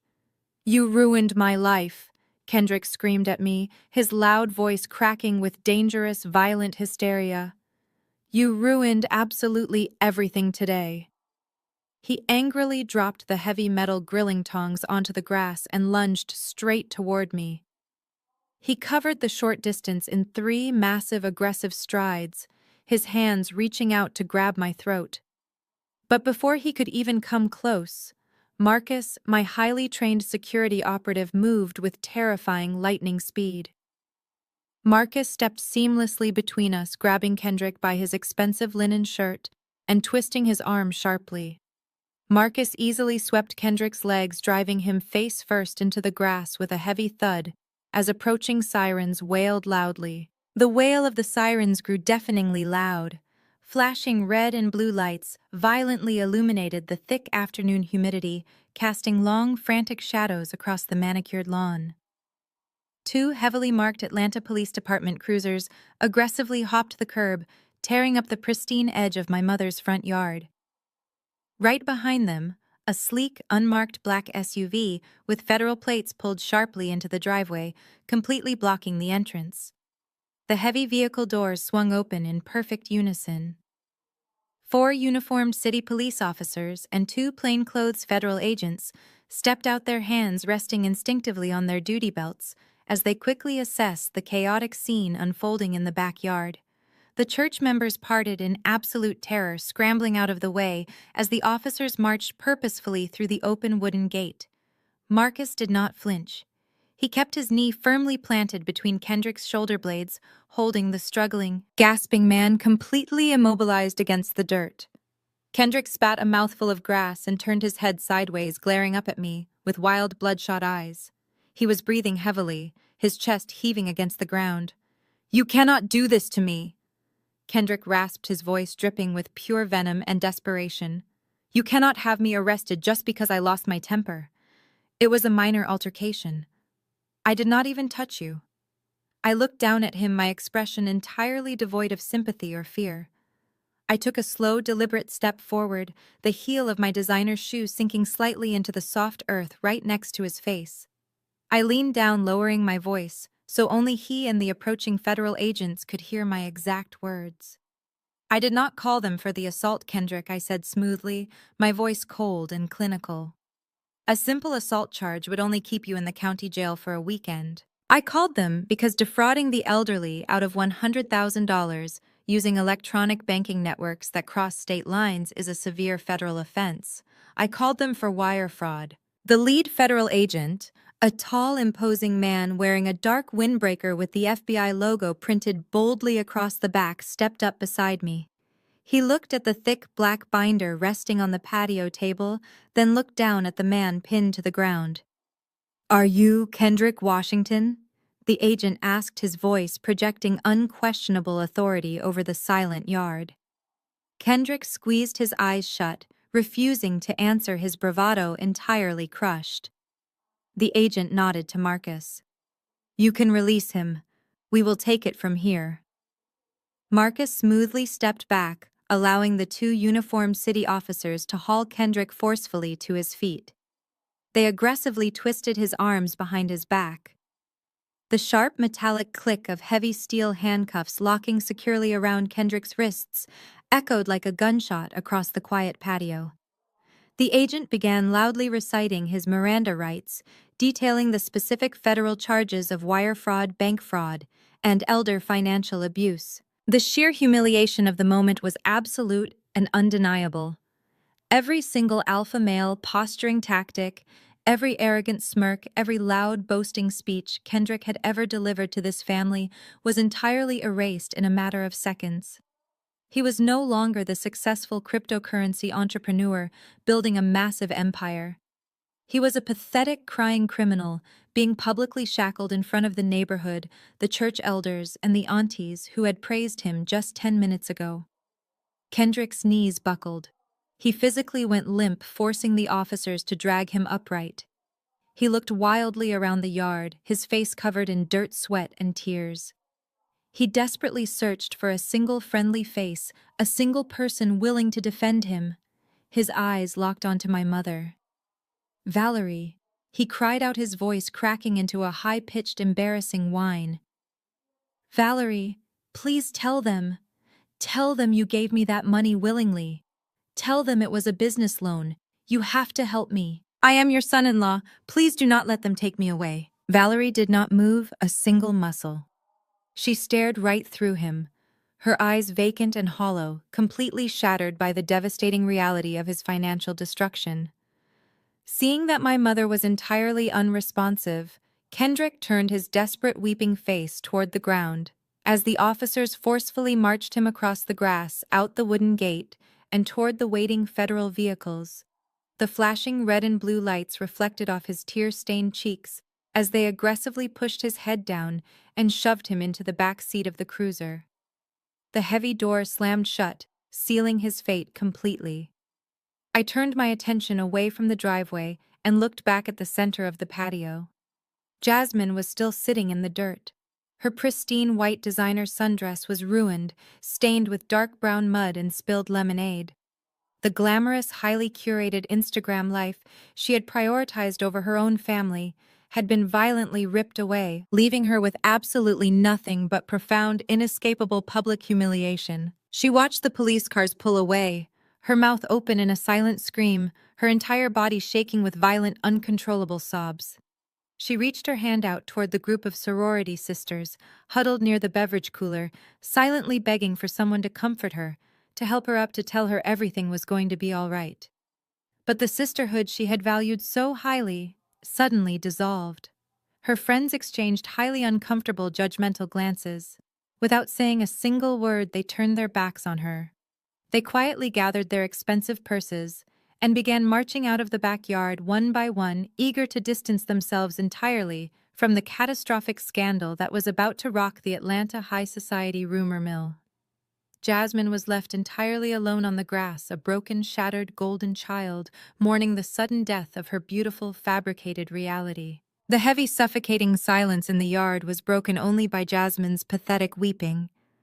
The church elders, including Pastor Davis, quietly excused themselves, slipping out the back gate with their heads bowed in deep shame.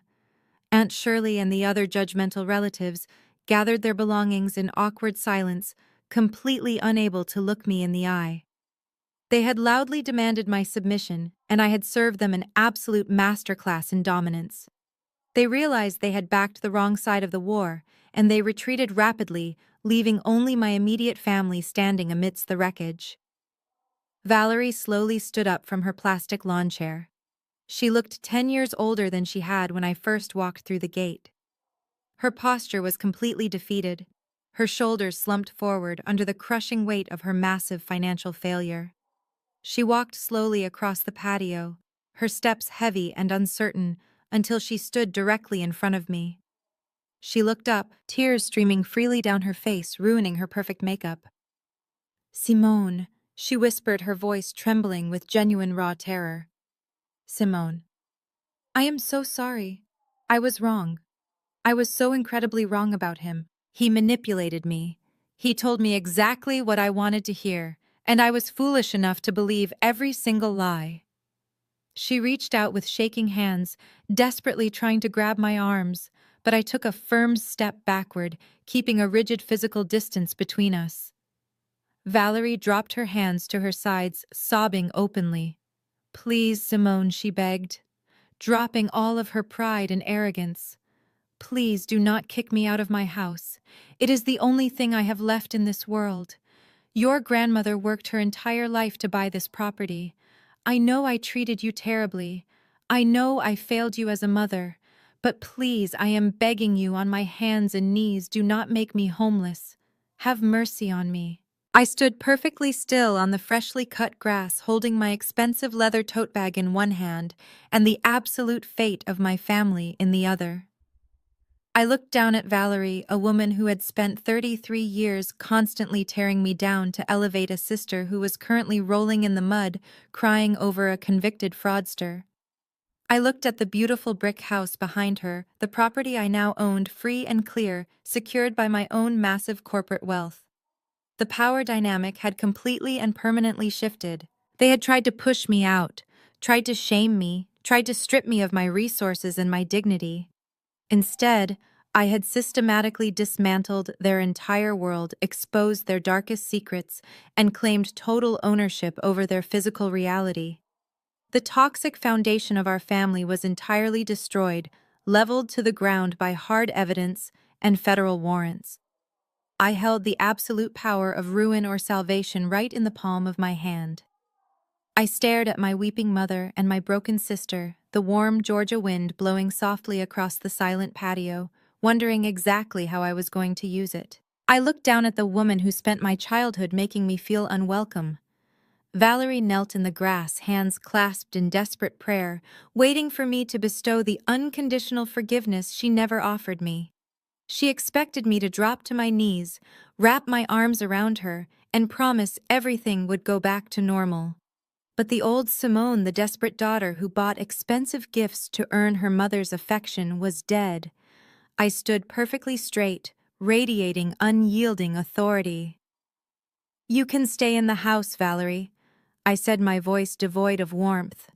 The relief washing over her face was palpable, but I did not let her enjoy it. However, things are going to change. You are no longer the matriarch. You are a tenant. Tomorrow morning, a representative from my property management company will arrive with a standard residential lease agreement. You will sign it. You will pay fair market rent directly to my corporate holding account on the first day of every single month. You will be responsible for all utilities and general maintenance. I paused.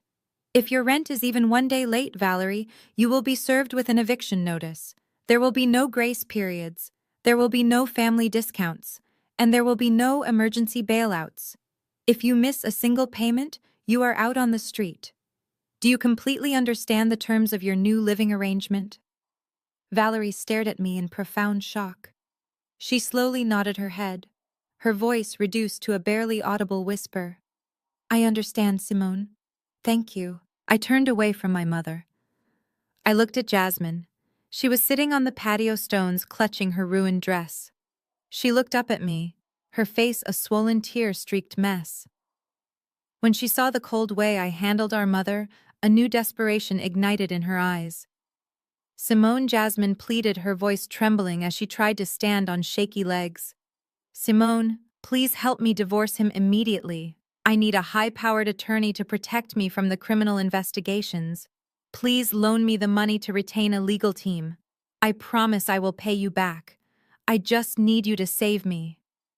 I stared at my younger sister, the golden child who spent her entire existence demanding the absolute best without lifting a finger to earn it.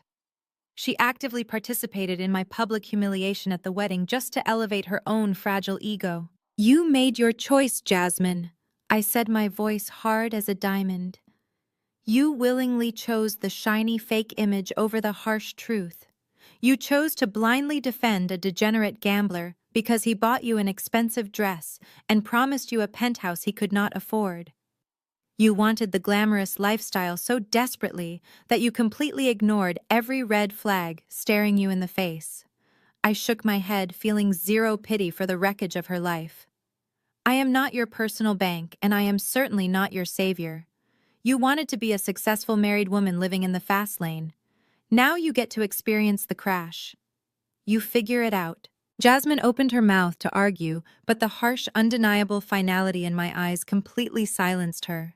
She slumped back down onto the patio, burying her face in her dirty hands, finally realizing the endless well of my financial generosity was permanently dried up.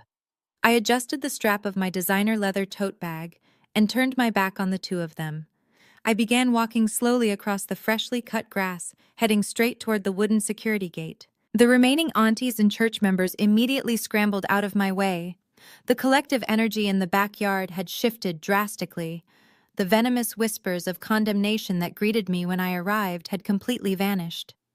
In their place was a heavy silence built entirely on absolute respect and profound fear. Aunt Shirley, the loudest and most critical voice in the family, pressed her back firmly against the wooden fence, lowering her eyes submissively to the ground as I walked past her. They finally realized exactly who they were dealing with.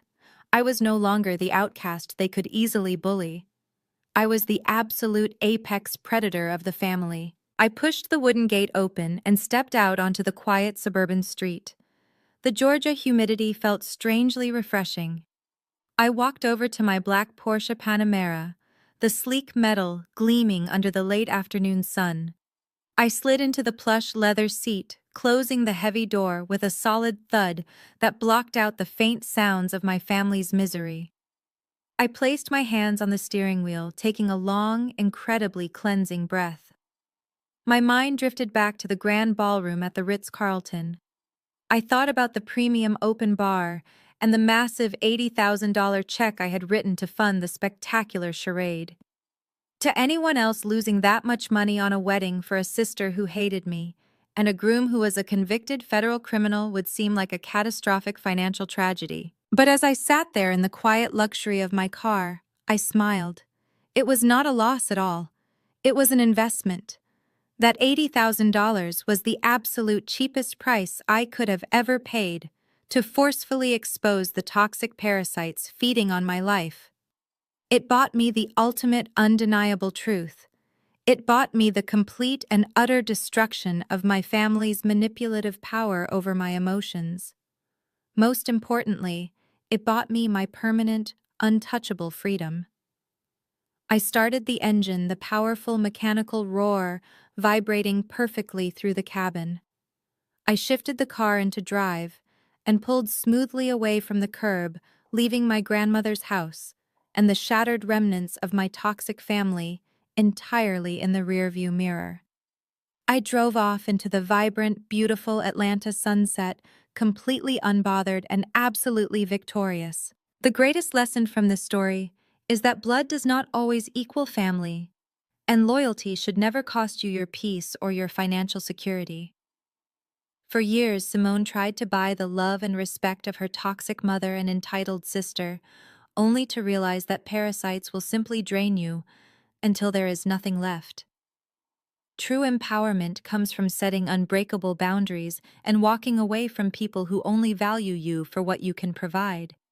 Sometimes the most painful betrayals are absolutely necessary to force us to finally choose ourselves over our abusers. Have you ever had to walk away from toxic relatives to protect your own sanity? Let me know your experiences in the comments below, and please hit that like and subscribe button for more empowering stories just like this one.